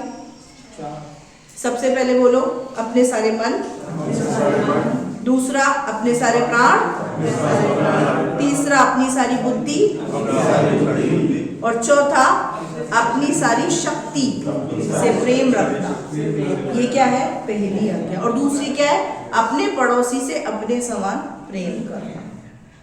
पड़ोसी कौन है? निडी व्यक्ति, जरूरतमंद, आवश्यकता है जिसको आपकी, आपके सहारे की। अब सारे मन, यानी सारे मन मतलब मन में भी गड़बड़ ज्यादा नहीं होना चाहिए। घबलाखोरी, जो मन में घबलाखोरी आए ना, तुरंत प्रभाव से परमेश्वर का विचार आना चाहिए। ये बात अच्छी नहीं है जो मेरा मन सोच रहा है। इसको बोलते हैं मन से प्यार करना। सारे प्राण मतलब जान जाए तो जाए, लेकिन यीशु मेरे जीवन से न जाए, ये होता है प्राण से प्यार करना। सारी बुद्धि, तू अपनी समझ का सहारा न लेना, वरन संपूर्ण मन से यहोवा पर भरोसा करना। अपनी समझ का सहारा मत लो। क्या होगा, कैसे होगा, मेरा फ्यूचर खड्डे में दिख रहा है, ये क्या है? बुद्धि आपका फ्यूचर आपको खड्डे में ही दिखाएगी। मन आपको हमेशा नेगेटिव बातों की ओर लेकर जाएगा। क्यों? क्योंकि मन को तो एक ऐसा असाध्य रोग लगा है, लाइलाज बीमारी लगी, जिसका इलाज कोटाहाट में भी नहीं है, जिसका इलाज कोटाहाट में भी नहीं है, मावी कैंसर हॉस्पिटल में भी नहीं है, कहीं पे भी नहीं है। बड़े बड़े हॉस्पिटल है जितने, टाटा वाटा के, भाटा वाटा के हॉस्पिटल, वहां पे भी इसका इलाज नहीं है, क्योंकि इसको एक असाध्य रोग लगा है। ये किसने बताया अपन को? परमेश्वर के वचन। किसने बताया कि इसको एक असाध्य रोग लगा है, लाइलाज बीमारी, जिसका कोई इलाज नहीं, जिसका इलाज एक ही है। वो क्या है? पवित्र आत्मा। उसको बोलो, उसको कंट्रोल कर भाई। पता नहीं क्या क्या सोचता है, यहीं बैठे बैठे बिना पासपोर्ट वीजा के स्विट्जरलैंड मलेशिया घुमाता है। आता है नहीं, सारा गड़बड़ डाला यहीं अंदर से ही। मेरा मन कर रहा है, मेरे मन में आया, ये मन का ही सारा खेल है। मेरा पिज्जा खाने का मन कर रहा है, फिर बोलते हैं मेरी आत्मा को पिज्जा खाना है। आत्मा बोलती ही नहीं है, मन ही बोलता है पिज्जा खाना है, गोलगप्पे खाने हैं। ये सब मन का ही काम है। मेरा मन ऐसा कर रहा है, मेरा मन वैसा कर रहा है, मेरा मन ही नहीं है इस व्यक्ति के साथ रहने का, मेरा मन ही नहीं है इससे बात करने का, मेरा मन ही नहीं है इसको क्षमा करने का। आगे बात सब मन ही करता है ना। ये मन के ही काम गड़बड़ ढालने वाले, इसीलिए लिखा है सारे मन। ऐसे भी तो लिख सकते थे परमेश्वर के वचन में कि परमेश्वर से प्रेम रख, ये पहली आज्ञा लिख सकते थे ना, परमेश्वर से प्रेम रख, पहली आज्ञा नहीं, उसको क्लेरिफाई किया है पूरा। सारे मन, सारी बुद्धि, सारे प्राण, सारी शक्ति से प्रेम रख, ये पहली आज्ञा। अब शक्ति से प्रेम रखना क्या हुआ? शक्ति से प्रेम रखने का मतलब क्या हुआ? तुझमें सामर्थ हो या ना हो, उसकी सामर्थ को पुकार और चल उसके पीछे। मुझ में अब शक्ति नहीं रही, पर मैं चलूंगी। मुझे शक्ति नहीं रही, पर मैं यीशु के पीछे चलूंगा। क्यों? क्योंकि उसकी शक्ति पाकर मैं सब कुछ कर सकता हूँ। इसीलिए पहली आज्ञा ऐसी है। दूसरी, अपने पड़ोसी से अपने समान प्रेम रख। सुबह सुबह जो क्रीम पाउडर अपने आप को लगाता है, अपने आप को तैयार करने के लिए, अपने आप को अच्छा दिखाने के लिए, ऐसी ही चिंता पड़ोसी की करनी है। करते हैं हम? करते हैं? कोई बहन बीमार है, हमें क्या ठीक हो जाएगी? बीमारी तो है, ये अपने समान प्रेम है। आप बीमार होते तो क्या करते हैं? फेरू के पास जाते हैं, गुरु नानक के पास जाते हैं, और कौन है, सुरेश के पास जाते हैं, भागते हैं। हम बीमार होते क्या करते हैं? अपने आप को डॉक्टर को दिखाते हैं, नहीं दिखाते हैं? तो क्या हम किसी बहन की ऐसी चिंता करते हैं, किसी भाई की ऐसी चिंता करते हैं? तो ये अपने समान प्रेम कहाँ हुआ? घर में कोई बीमार पड़ा, हमें क्या पड़ा? उसकी सुधि रखो। यीशु मसीह का स्वभाव यही कहता है, उसकी सुधि रखो। आपको किसी की जरूरत तो नहीं किसी चीज की, मैं आपकी जरूरत को, अगर आप लोग ना आपस में अपना ध्यान रखो ना मेरे अजीजों, और किसी की आपको जरूरत ही नहीं है, पड़ेगी नहीं। कोई बहन अंदर अंदर घुट रही है, परेशान है, समस्याओं का प्याला उसके ऊपर है, परीक्षा के अंदर वो चल रही है, परमेश्वर ने उसकी वो परीक्षा के अंदर चल रही है, तो हम क्या करते हैं? उसको हिम्मत देते हैं? देते नहीं देते। बैठी रही है पगली फ्री, मनी दीदी मनी भाभी, इसका ही काम है। वो बैठे है ना, वो वेले गेले, उनका काम है। एक है पगली और दूसरा गेला, इनके तो ना फ्री है। इनके घर में तो बनी बनाई रोटी आती है बाहर से, बस इनको खाने ही तो है, करना क्या है? इनको बनाने की जरूरत थोड़ी पड़ती है। और वो तो वैसे भी बैठा है सलमान दुकान पे, क्या जरूरत है उनको? फ्री है वो। आपकी जिम्मेदारी बनती है। इसीलिए यीशु मसीह ने कहा पड़ोसी से अपने समान प्रेम रखो। अब प्रेम दिख जाएगा मुझे हैप्पी और चिराग की शादी में, मुझे प्रेम दिख जाएगा हैप्पी और चिराग की शादी में। मेरे अजीजों, हम लोग एक दूसरे के प्रति जागरूक हों। अगर आपको किसी की नीड है, मैं एक बात बताऊं, दुख के समय में अगर कंधे पर कोई हाथ रख देना और हमारे आंसू पोंछ के हमें एक गिलास पानी पिला देना, बहुत हिम्मत मिलती है, बहुत हिम्मत मिलती है। लेकिन वो हिम्मत देगा कौन? मनी और आशीष, खुदा के द्वारा अपॉइंट है ये दोनों अपॉइंट है। हम लोग तो बस ऐसे ही चल रहे हैं मस्ती में मस्त। हमारे दुख कम है कि दूसरे के दुख को भी अपने ऊपर ले लेकर तो देखो, कर देखो। अपने लिए रोना बंद करके दूसरे के लिए रो, आंसू बहाओ, उपवास रखो। आपके बल्ले बल्ले ना हो तो ना मुझसे कह देना। मैंने आज आपको चाबी दी है, चाबी कि एक सेवक क्यों उन्नति करता है, क्यों उन्नति होती है एक सेवक सेविका के जीवन में, एक पास्टर्स के जीवन में क्यों उन्नति होती है, क्यों प्रॉस्पेरिटी होती है, डे बाय डे कारें क्यों बढ़ती चली जाती है। वो दूसरे के लिए कार मांगता है, प्रभु बोलता है पहले तुझे, मेरा दिल तुझ पे आ गया है, दूसरे के लिए मांगा, पहले मैं तेरे को दूंगा, उसको तो मैं बाद में दूंगा। वो किसी के लिए कुछ नहीं मांगता है, उसको मैं बाद में दूंगा, पहले मैं तुझे दूंगा क्योंकि तूने मांगा है। समझने की बात है। अब प्रेम कैसा रखना है मैं आपको बताती हूँ। पढ़ो 1 कुरिन्थियों 13वां अध्याय। मैं बहुत जल्दी इसको खत्म करने की कोशिश करूंगी क्योंकि मैं ऑलरेडी सब चीजें आपको समझा चुकी हूँ। Page number 239। प्रेम सबसे उत्तम मार्ग। प्रेम सबसे उत्तम मार्ग। पढ़ो आगे। यदि मैं मनुष्य और स्वर्गदूतों की बोलियां बोलूं और प्रेम न रखूं, तो मैं ठनठनाता हुआ पीतल और झनझनाती हुई झांझ। अगर मैं स्वर्गदूतों की बोलियां बोलूं और प्रेम न रखूं तो मैं कैसा हूं? खाली गड़ो बाजे गड़ो। मैं खाली गड़ा हूं, छनछनाता पीतल और ठनठनाती झांझ।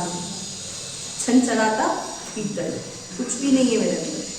स्वर्गदूतों की बोलिए प्लीज द लॉर्ड सिस्टर, अंदर से सत्यानाश हो उसका, बेड़ा गर्भ हो उसका। अंदर से क्या है? प्रेम प्रेम नहीं लेकिन मिठास। ब्रदर प्लीज द लॉर्ड, ये सिर्फ मुंह से मीठा बोलना और अंदर भरा पड़ा है मल, कचरा, मलाल। मलाल के अंदर ही मल छुपा है, मलाल के अंदर ही मल छुपा है। मलाल, मलाल का संधि चेक करो, मल प्लस लाल, मलाल। ऐसा व्यक्ति परमेश्वर की दृष्टि में छनछनाता पीतल और ठनठनाती झांझ है। बोल तो बहुत मीठा है, स्वर्गदूतों की बोलियां बोल रहा है। अब स्वर्गदूतों की बोली क्या है?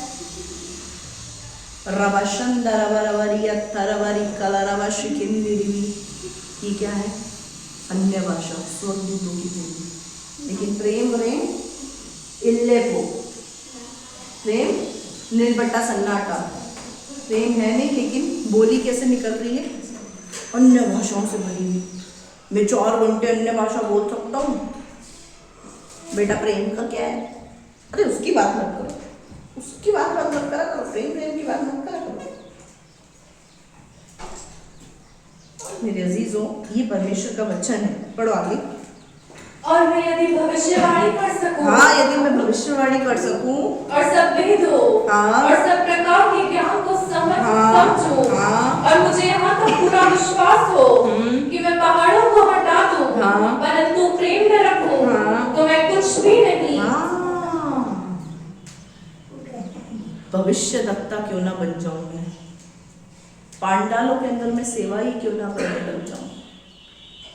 कुछ भी, क्या लिखा हुआ है? भविष्यवाणी कर सकूं, ज्ञान को समझ सकूं, सारे वेदों को बता सकूं, पूरा विश्वास हो कि मैं पहाड़ों को भी हटा दूं। सब कुछ है मेरे अंदर, बस सामने कोई आ जाए। आप सोचते होंगे कि ऐसे व्यक्ति अगर जो प्रेम नहीं रखते, भविष्यवाणी भी कर रहे हैं, वेदों को भी कर रहे हैं, पहाड़ों को भी हटा रहे हैं, सब कुछ कर रहे हैं, इसका मतलब एक ऐसे व्यक्ति से सब कुछ हो सकता है? तो मैं आपको बता दूं, हो सकता है। क्यों हो सकता है पता है? क्यों हो सकता है? क्योंकि परमेश्वर यीशु के नाम के आगे बंधा हुआ है। परमेश्वर ने कहा जो कुछ मेरे पुत्र यीशु मसीह के नाम से तुम मांगोगे वो मैं तुम्हें दूंगा। वो आपकी इज्जत बचाने के लिए नहीं, अपने पुत्र यीशु मसीह की इज्जत बचाने के लिए काम करता है। अगर आप सोच रहे हो मेरे से दुष्ट आत्माएं निकल रही है, मैं भविष्यवाणी कर पा रहा हूँ, मैं कर पा रहा हूँ, इसका मतलब मैं बहुत अच्छा व्यक्ति हूँ, तो ऐसा नहीं है। ऐसा नहीं है। आपके अंदर की कहानी परमेश्वर जानता है। इसका सबसे अच्छा एग्जाम्पल यीशु मसीह के पास चेले, यीशु मसीह के पास लोग आए, बोले प्रभु हमने तेरे नाम से दुष्ट आत्मा निकाली, बड़े बड़े चिन्हों चमत्कार किए, सामर्थ के काम किए, हमने ये किया वो किया वो किया। यीशु मसीह ने क्या कहा? हे कुकर्म करने वालों, मैं तुम्हें नहीं जानता। यीशु मसीह ने डिनाई कर दिया, उनको पहचाना तक नहीं। क्यों? क्योंकि उनके अंदर प्रेम नहीं था। वो सिर्फ भविष्यवाणियों में, वेदों की समझ में, इन्हीं में भरे हुए थे। इसीलिए मेरे अजीजों, प्रेम सबसे उत्तम मार्ग है। भविष्यवाणी नहीं करना आती, कोई बात नहीं, प्रेम है ना, सब सिखा देगा। जो कुछ आपको नहीं आता ना करना, प्रेम अगर आपके अंदर है ना, आपको सब कुछ सिखा देगा, सब कुछ। आगे बढ़ो। यदि मैं अपनी संपूर्ण संपत्ति कंगालों को खिला दूं, हाँ देखो कितनी गहरी बात लिखी हुई है। संपूर्ण संपत्ति भी कंगालों को खिला दूं, और आगे या अपनी देह जलाने के लिए दे दूं, आपका शरीर भी दे दूं, अपनी देह भी जलाने के लिए दे दूं, ले जाओ मेरा शरीर ले जाओ, मेरे से ज्यादा प्यार तुमसे कौन करेगा। और प्रेम न रखूं तो मुझे कुछ भी लाभ नहीं।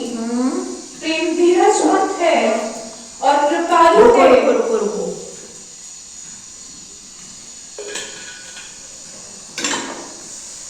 मैं सब कुछ कर लूं, लेकिन अगर प्रेम ना रखूं तो मुझे कुछ भी लाभ नहीं, सब कुछ व्यर्थ है।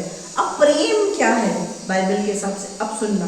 पहला नंबर, प्रेम धीरजवंत है। धीरजवंत मतलब प्रेम इंतजार करता है। किस चीज का? सुधरने का। प्रेम इंतजार करता है सब कुछ बदलने का। अगर आप परमेश्वर से प्रेम करते हैं तो अपनी परिस्थिति सुधरने के लिए धीरजवंत होंगे, इंतजार करेंगे, वेट करेंगे। सबसे पहला प्रेम क्या है? धीरजवंत। एक विश्वासी यही सबसे ज्यादा जल्दी होता है। सबसे जल्दी एक विश्वासी धीरज ही खो लेता है। इसीलिए सबसे पहले नंबर पे धीरज ही लिखा हुआ है। दूसरा, और कृपालु है। कृपालु है यानी कृपा करता है। आगे, और प्रेम दाह नहीं करता, जलन नहीं रखता। प्रेम में जलन नहीं होती, प्रेम जलता नहीं है, प्रेम में जलन नहीं होती। अगर हमारे अंदर जलन है तो हम प्रेम नहीं कर सकते। कैसी जलन? इसको तो कार मिल गई, मेरे को तो अभी तक एक्टिवा भी नहीं मिली। ये क्या है? जलन। एक विश्वासी को दूसरे विश्वासी को देखकर खुश होना चाहिए। प्रेम डा नहीं करता, प्रेम धीरजवंत है, प्रेम कृपालु है। ये पॉइंट है, लिखते जाओ भले लिखने वाले। सबसे पहले धीरजवंत, कृपालु, डाहा नहीं करता, और प्रेम अपनी बड़ाई नहीं करता। प्रेम अपनी बड़ाई नहीं करता, अपनी तारीफ नहीं करता, खुद की प्रशंसा नहीं करता। आगे, और फूलता नहीं। सबसे बड़ा फूलता नहीं। मैं ऐसा करता हूँ, मैं ऐसा करती हूँ, मैं ऐसा करता हूँ, मैं ऐसा करती हूँ, फूलता नहीं। आगे, वो अनरीति नहीं चलता। यानी उसकी चाल सांप की तरह नहीं होती, अनरीति।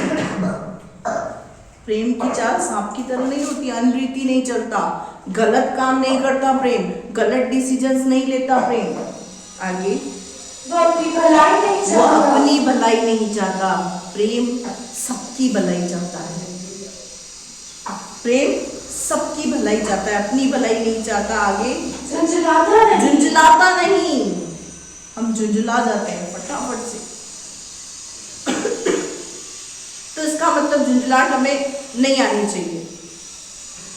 झुंझलाता नहीं, इसका मतलब झुंझलाहट अगर हमको हो रही है, परमेश्वर से सामर्थ मांगो।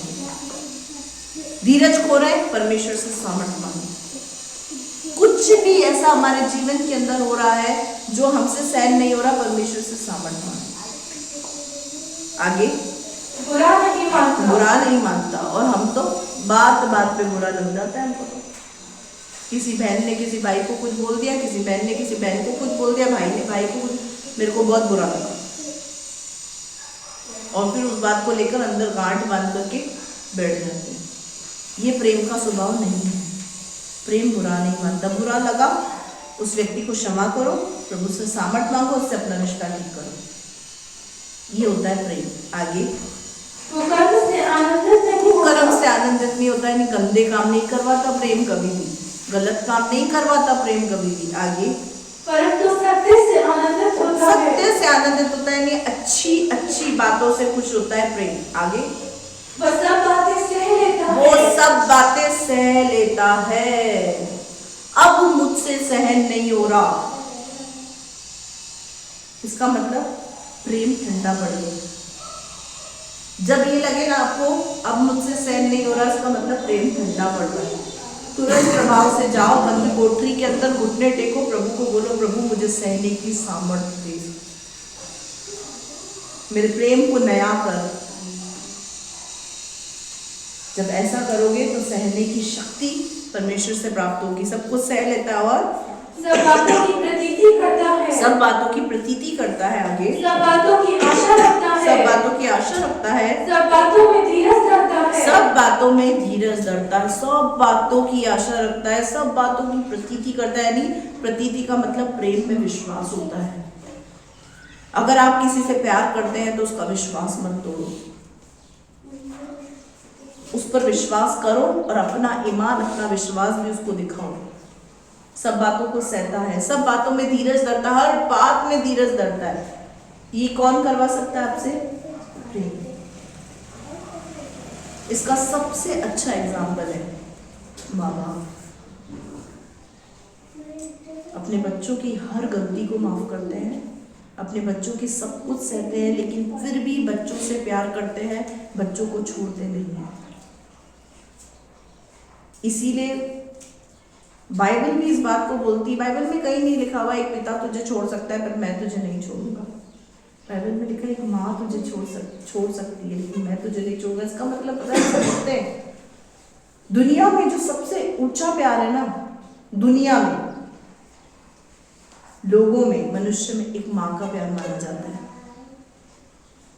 क्यों माना जाता है पता है? क्योंकि माँ जिस बच्चे को जन्म देती है ना, उसकी अच्छी बुरी सब कुछ सहन कर लेती है। उसकी ममता बोलो या उसका प्यार बोलो, माँ का प्यार सबसे ऊंचा प्यार इसीलिए माना जाता है। वो क्यों सहन कर पाती है पता है? क्योंकि वो अपनी औलाद से प्यार करती है। तो एक माँ भी तो इंसान है, जब वो सब कुछ सह सकती है, सब कुछ माफ कर सकती है, तो आप और मैं भी कर सकते हैं, हम भी तो इंसान है। बस उस प्यार को अपने अंदर लेने की जरूरत है। और प्रेम कभी टलता नहीं। प्रेम कभी टलता नहीं। भविष्यवाणियां हो तो समाप्त हो जाएंगी। भविष्यवाणी हो तो समाप्त हो जाएगी। बहुत सारी भविष्यवाणी इस कलीसिया में हुई थी। यीशु मसीह आ गया तो क्या होगा? भविष्यवाणी खत्म, वही खत्म हो जाएंगी ना, होगी पूरी। यीशु मसीह आ गया तो वही सब कुछ खत्म। भविष्यवाणी हो तो वो समाप्त हो जाएगी, भाषाएं हो तो जाती रहेंगी। भाषाएं है तो वो भी जाती रहेंगी, ज्ञान हो तो मिट जाएगा। ज्ञान कितना भी हो मिट जाएगा, क्योंकि हमारा ज्ञान अधूरा है। हाँ। और हमारी भविष्यवाणी अधूरी है। सब कुछ खत्म हो जाएगा, लेकिन एक चीज है जो कभी नहीं खत्म होगी। एक प्रेमी व्यक्ति अगर इस दुनिया से चला जाए तो आप उसको किस नाम से याद करेंगे? क्या बोलेंगे? उस व्यक्ति में प्यार ही नहीं। हमारे पास्टर दादा चले गए, प्रभु में सो गए, प्रभु के पास से आए, लेकिन आज भी पूरी कलीसिया, सिर्फ माउंट कर्मल अजमेर नहीं, जितनी कलीसिया उनसे जुड़ी हुई थी, आज भी उनके प्यार को याद करती है। जब उनको याद किया जाता है ना, उनके चेहरे को याद किया जाता है ना, एक ही बात याद आती है, उनमें प्यार ही अलग था। वो प्रेम की मूरत थे, उनकी सूरत में भी प्रेम था, उनकी बोली में प्रेम था, उनके हृदय से लोगों के प्रति प्रेम टपकता था। वो सचमुच ऐसा था। उनको प्रेम से याद करते। और अगर एक क्रूर व्यक्ति मर जाए तो क्या करते हैं? अच्छा वो चला गया धरती का बोझ, खतरनाक डेंजर आदमी, क्रूर आदमी, यही होता है। आपका प्रेम ही है जो आपके साथ हमेशा सदा तक जिंदा रहेगा। इसीलिए लिखा हुआ है कि प्रेम कभी टलता नहीं है। सब कुछ टल जाएगा, भविष्यवाणियां टल जाएगी, ज्ञान खत्म हो जाएगा, अन्य भाषा चली जाएगी, सब कुछ चला जाएगा, लेकिन जो प्रेम है ना, वो आपके जाने के बाद भी लोगों को याद रहेगा। आपका स्वभाव, लोग आपको याद करके रोएंगे अगर आपका स्वभाव ऐसा है, आपको याद कर करके उनकी आंखों में आंसू आ जाएंगे। आगे पढ़ो। परंतु जब सर्वसिद्ध आएगा हाँ। तो अधूरा मिट जाएगा। सर्वसिद्ध यानी यीशु मसीह का जब आगमन होगा तो अधूरा सब कुछ मिट जाएगा, यानी भविष्यवाणियां वगैरह सब कुछ खत्म हो जाएंगी। आगे। जब मैं बालक था हाँ। तो मैं बालकों के समान बोलता था, हाँ। बालकों का सा मन था, हाँ। बालकों की सी समझ थी। हाँ। परंतु जब सियाना हो गया हाँ। तो बालकों की बातें छोड़ दी। हाँ, जब मैं छोटा था तब मैं तेरी मेरी करता था, ये मेरा खिलौना है, तेरा खिलौना है। आज भी बालक को जैसे बोलते हो क्या, मम्मी थाना दे दो, ऐसे बोलते हो क्या जाके? मम्मी भूत लद रही है, ऐसे बोलते हो? अभी जाके हम अपनी मम्मी को ऐसे बोलो,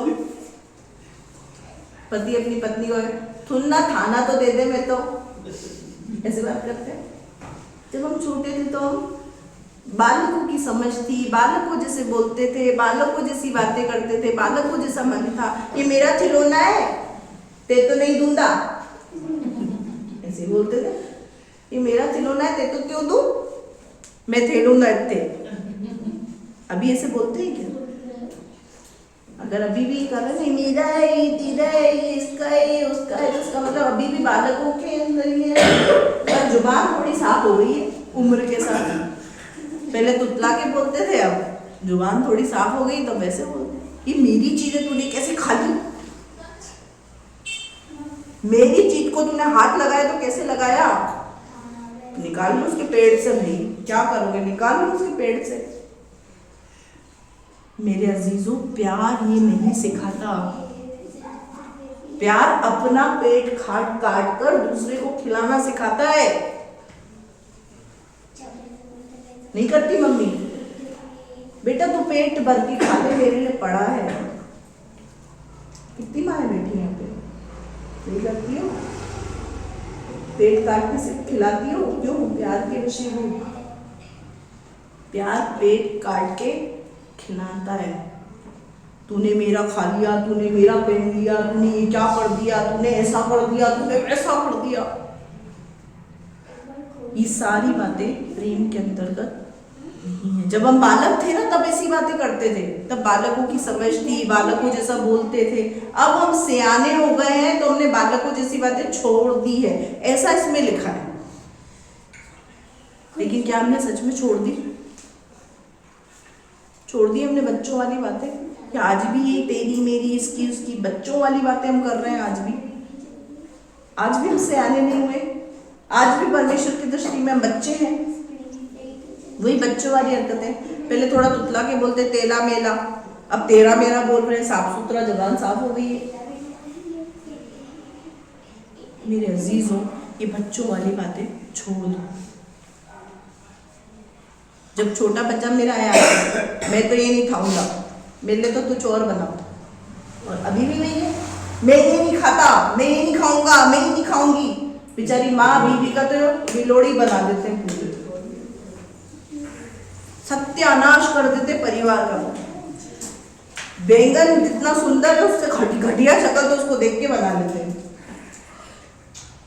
मैं ये नहीं खाता, मैं वो नहीं खाता। मैं परमेश्वर का वचन तो कहता है प्रेम मनवृत्ति नहीं चलता, प्रेम सब कुछ सहन कर लेता है, प्रेम सब कुछ खा लेता है, सब कुछ खाता है। प्याज दो, टमाटर दो, प्याज सब खाता है। प्रेम सब कुछ खा लेता है, सब कुछ खाता है। प्रेम में नाटक नहीं होते। प्रेम सेल फुलके भी खाता है, चेहरा फुलका भी खाता है, कड़ी चावल भी खाता है। प्रेम सब खाता है। लहसुन नहीं खाता, दूध नहीं खाता,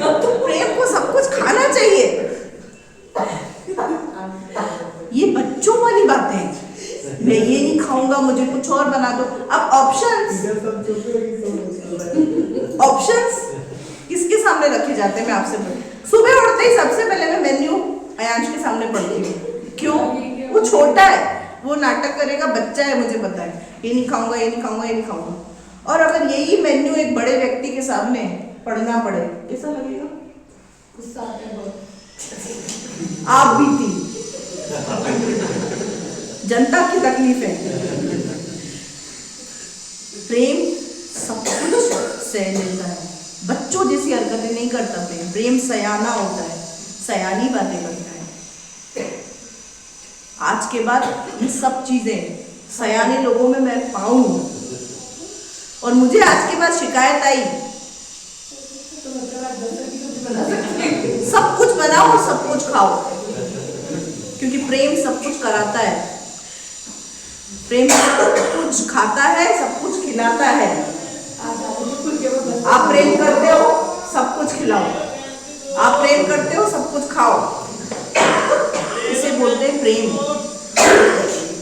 अगर एक पति अपनी पत्नी से प्रेम करता है ना, तो वो कुछ भी बना के दे देना, प्यार से खाता है, लड़ता नहीं है। ये बच्चों वाली बात है, इसमें नमक ज्यादा है, इसमें ये ज्यादा, बच्चे ही तो करते हैं। मम्मी तूने इसमें मिर्ची ज्यादा डाल दी, मैं नहीं खाऊंगा। कौन करता है? आप मुझे बताओ ना, मैं आपसे पूछ रही हूँ, कौन करता है? बाजार में मिर्ची ज्यादा होती, बोलते जाके, जाओ बोलो जाके। बाजार में प्याज की कचौरी बना देते हैं। जनता की शिकायतें। बाजार में हम सब खा लेते हैं, उसको नहीं बोलते। पत्नी जब बनाए सब खा, बच्चों जैसी हरकतें नहीं होनी चाहिए। कभी दाल चावल, तो कभी चिकन मटन, तो कभी बिरयानी, सब होना चाहिए। तब जाकर एक अच्छे और एक आदर्श परिवार का निर्माण हो सकता है। बालकों जैसी बातें हमारे अंदर से खत्म होनी चाहिए। अब हमको सियाना बनना है, तब जाकर आप प्रभु का काम कर पाओगे, नहीं तो नहीं कर पाओगे। विजिट पे चलेगा, रात को 10 बज गई, 10 बजे बोले भैया मैं तो छोले भटूरे ही खाऊंगा, क्या होगा? जो पत्नी आज आपके साथ विजिट पे जा रही है ना, कल से जाएगी नहीं। आपका क्या भरोसा, आके पाव भाजी मांग लो तो मैं तो नहीं जा रही, यही बोलेगी। आपका क्या भरोसा, आके मांग लो। घर जो बैलेंस होता है ना, वो पति पत्नी परिवार की समझ से होता है। इसीलिए बालकों जैसी बातें खत्म करें, एक दूसरे का सहयोग करें, एक दूसरे की सहायता करें, एक दूसरे के सहायक बने, एक दूसरे की मदद करें, एक अच्छे परिवार का निर्माण करें। कब? जब प्रेम की ये सारी क्वालिटी लेंगे, धीरजवंत होंगे, कृपालु होंगे, सब कुछ सह लेंगे, अनवृत्ति नहीं चलेंगे, विश्वास करेंगे, आशा रखेंगे, तब जाकर एक अच्छे परिवार का निर्माण होगा। आगे बढ़ो बेटा। अब यहाँ तो लिखी हुई है कि जब मैं सयाना हो गया तो मैंने बालकों सी बातें छोड़ दी। अब तक जिसने नहीं छोड़ी, आज उसका छोड़ने का समय है। बच्चों वाली बातें, तेरी मेरी, इसकी उसकी, मेरा खा लिया, तेरा खा लिया, खा लिया तो खा लिया, कोई बात नहीं। तकलीफ दे रहा तो पेट काट के निकाल दो।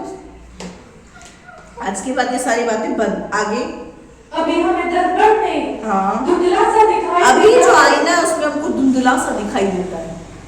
अभी धुंधला कैसे दिखता है? धुंधला कैसे धुंधला कैसा होता है? धुंधले कांच के आगे जाके खड़े हो, वो आपको सच्चाई बताएगा क्या? ऐसा ही हमारा हाल है। मैं तो बहुत बढ़िया हूँ, बिल्कुल मस्त, जो भी कमी इसमें,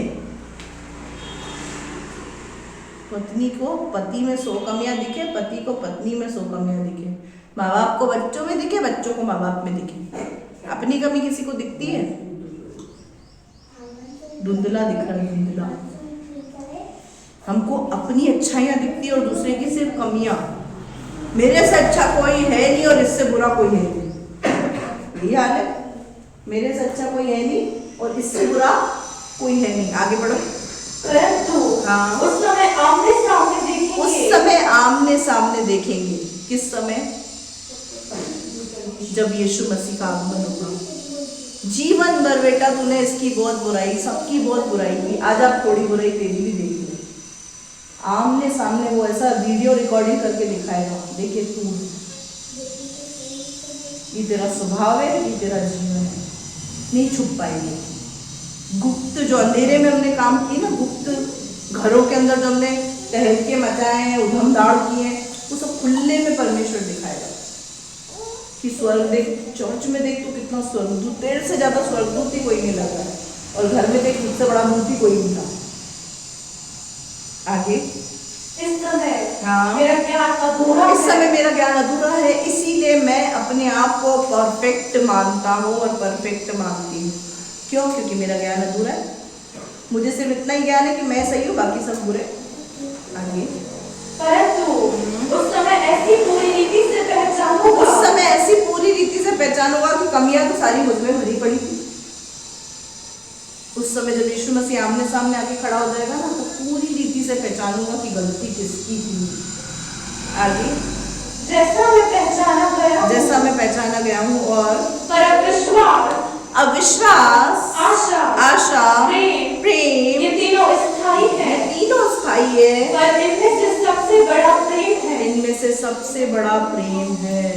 हालेलुया। विश्वास, आशा और प्रेम, ये तीनों क्या है? इक्वल है। स्थायी का मतलब क्या है? इक्वल है। विश्वास भी जरूरी है, आशा भी जरूरी है, प्रेम भी जरूरी है, लेकिन सबसे बड़ा दर्जा जो परमेश्वर ने दिया है ना, वो प्रेम को दिया है। मेरे अजीजों, जो बातें आज हमने सुनी और सीखी, अगर इसके अनुसार अगर हम करने लग जाएं, तो मैं समझती हूँ हमारे ऑफिस में झगड़े वाले नहीं आएंगे, मिठाई के डब्बे लेके आएंगे। लड़ झगड़ के कोई नहीं आएगा। आज आपके लिए हम जोधपुर की कचौरी लाए हैं, आज आपके लिए मिठाई लाए हैं, आज आपके लिए ये लाए हैं। ये मीटिंग्स बंद हो जाएगी, इसको समझा दो, इसको समझा दो। हमारी जिंदगी इसमें आधी निकल गई है, इसको समझा दो, उसको समझा दो। आज मैंने सबको समझा दिया है, एक साथ बिठा के। आज मैंने सबको एक साथ बिठा के समझा दिया। प्रेम सबसे बड़ा है, प्रेम रखो। अगर परमेश्वर से प्रेम रखते हो ना, तो उसका सबसे अच्छा प्रमाण है जो आपके साथ रहता है, जो आपके साथ है, उसकी केयर करो, उससे प्रेम करो। तेरी मेरी इसकी उसकी छोड़ो, बच्चों वाली बातें छोड़ो। तूने खा लिया, मैंने खा लिया, उसने खा लिया, छोड़ दो, तुझे और तो चाहिए, कम तो नहीं पड़ा। ऐसा करके तो देखो। खा लिया मेरा, ये कर दिया मेरा, ऐसा कर दिया मेरा, वैसा कर दिया मेरा। और तलवार, इसको चलाना सीख जाओ। ये जुबान है ना, ये तलवार आपको परमेश्वर ने सिक्योरिटी के लिए दी है। आपकी सिक्योरिटी दूसरे के लिए घातक ना बने, इसका इस्तेमाल करना सीखें। आज के बाद मैं आशा करती हूँ हम सब खाएंगे। मैं आशा करती हूँ ऐसी। अब आप मुझे निराश करते हो, वो आपकी मर्जी। मैं आशा करती हूँ कि आज के बाद ऐसी बच्चों वाली बातें नहीं होनी चाहिए। जो खाएंगे प्रेम से खाएंगे, साथ में बैठ के खाएंगे। हालेलुया। प्रभु इन बच्चों के बारे में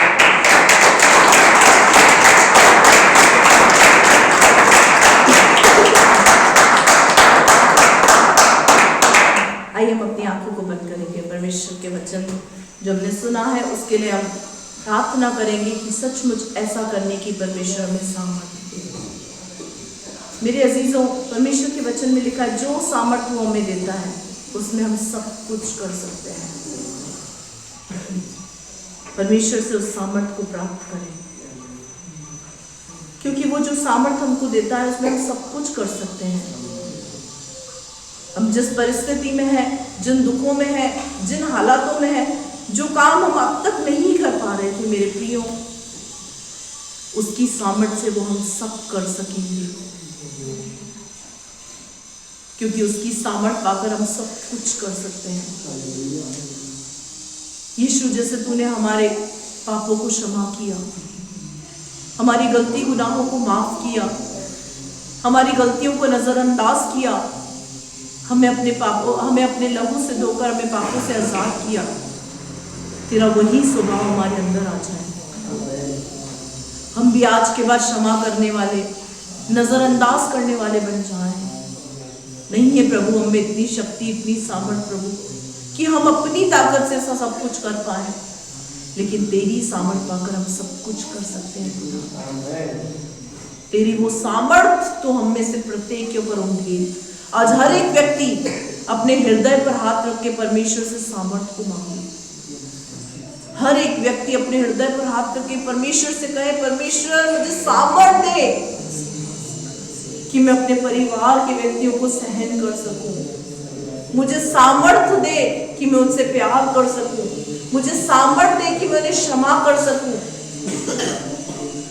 आज हर एक व्यक्ति सामर्थ मांगे परमेश्वर से।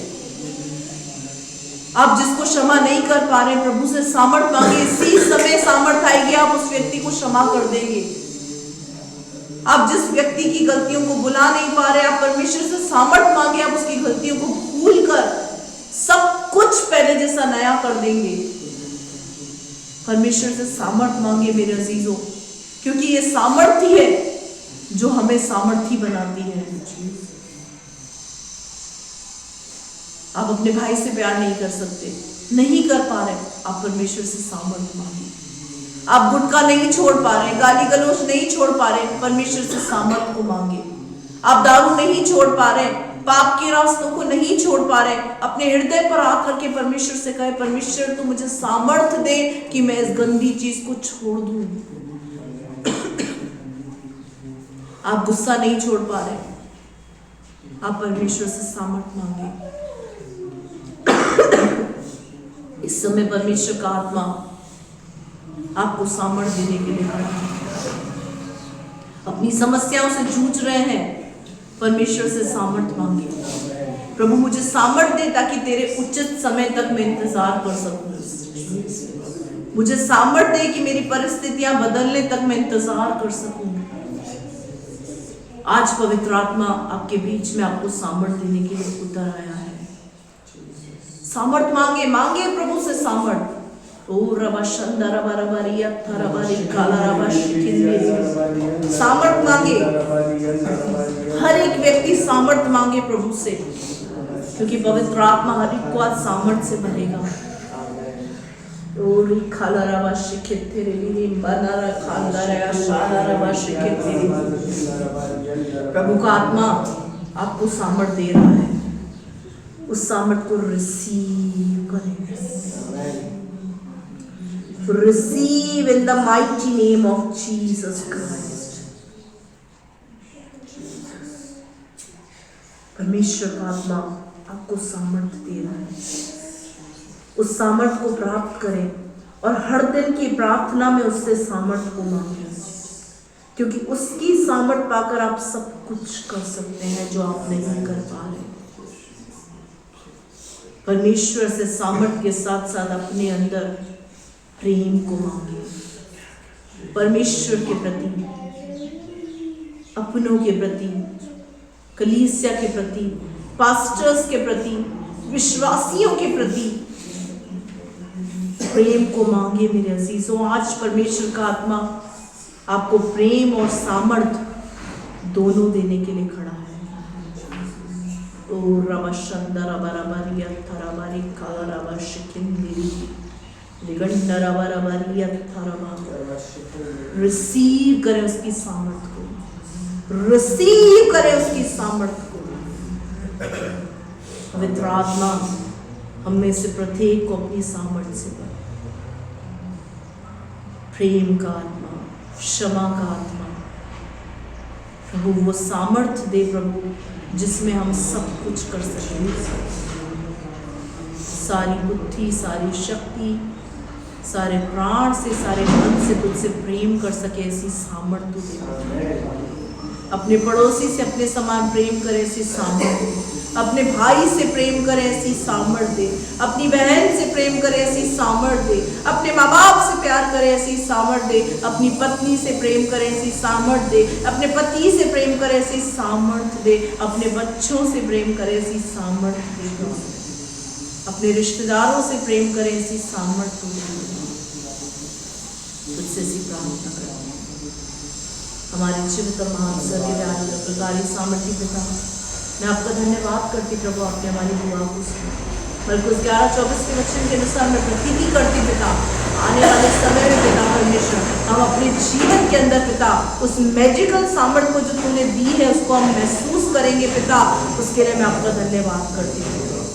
वो मैजिकल सामर्थ्य जो तूने हमको दी है प्रभु, हमारे जीवन के अंदर दिखेगी प्रभु, ऐसा हमारा विश्वास है पिता।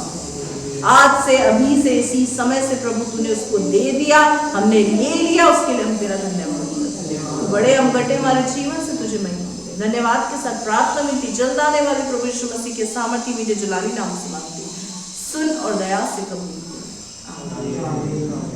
आइए सब अपनी आंखों को बंद करेंगे और परमेश्वर के समूह अपने सरों को झुकाएंगे और आशीष वचन को प्राप्त करेंगे। पिता परमेश्वर का प्रेम, प्रभु यीशु मसीह का अनुग्रह और पवित्र आत्मा की सहभागिता आपके और हमारे साथ सदैव बनी रहे। हम सब कहें आइए हम आशीर्वाद को प्राप्त करेंगे। आशीर्वाद को प्राप्त करें। एक परमेश्वर आपको आशीष दे, आपकी रक्षा करे, अपने मुख का प्रकाश आप पर चमकाए, आप पर अनुग्रह करे, अपना मुख आपकी ओर करे, आपको अपनी शांति से भरे। सब कहें आमीन। तो आपको आशीष दे।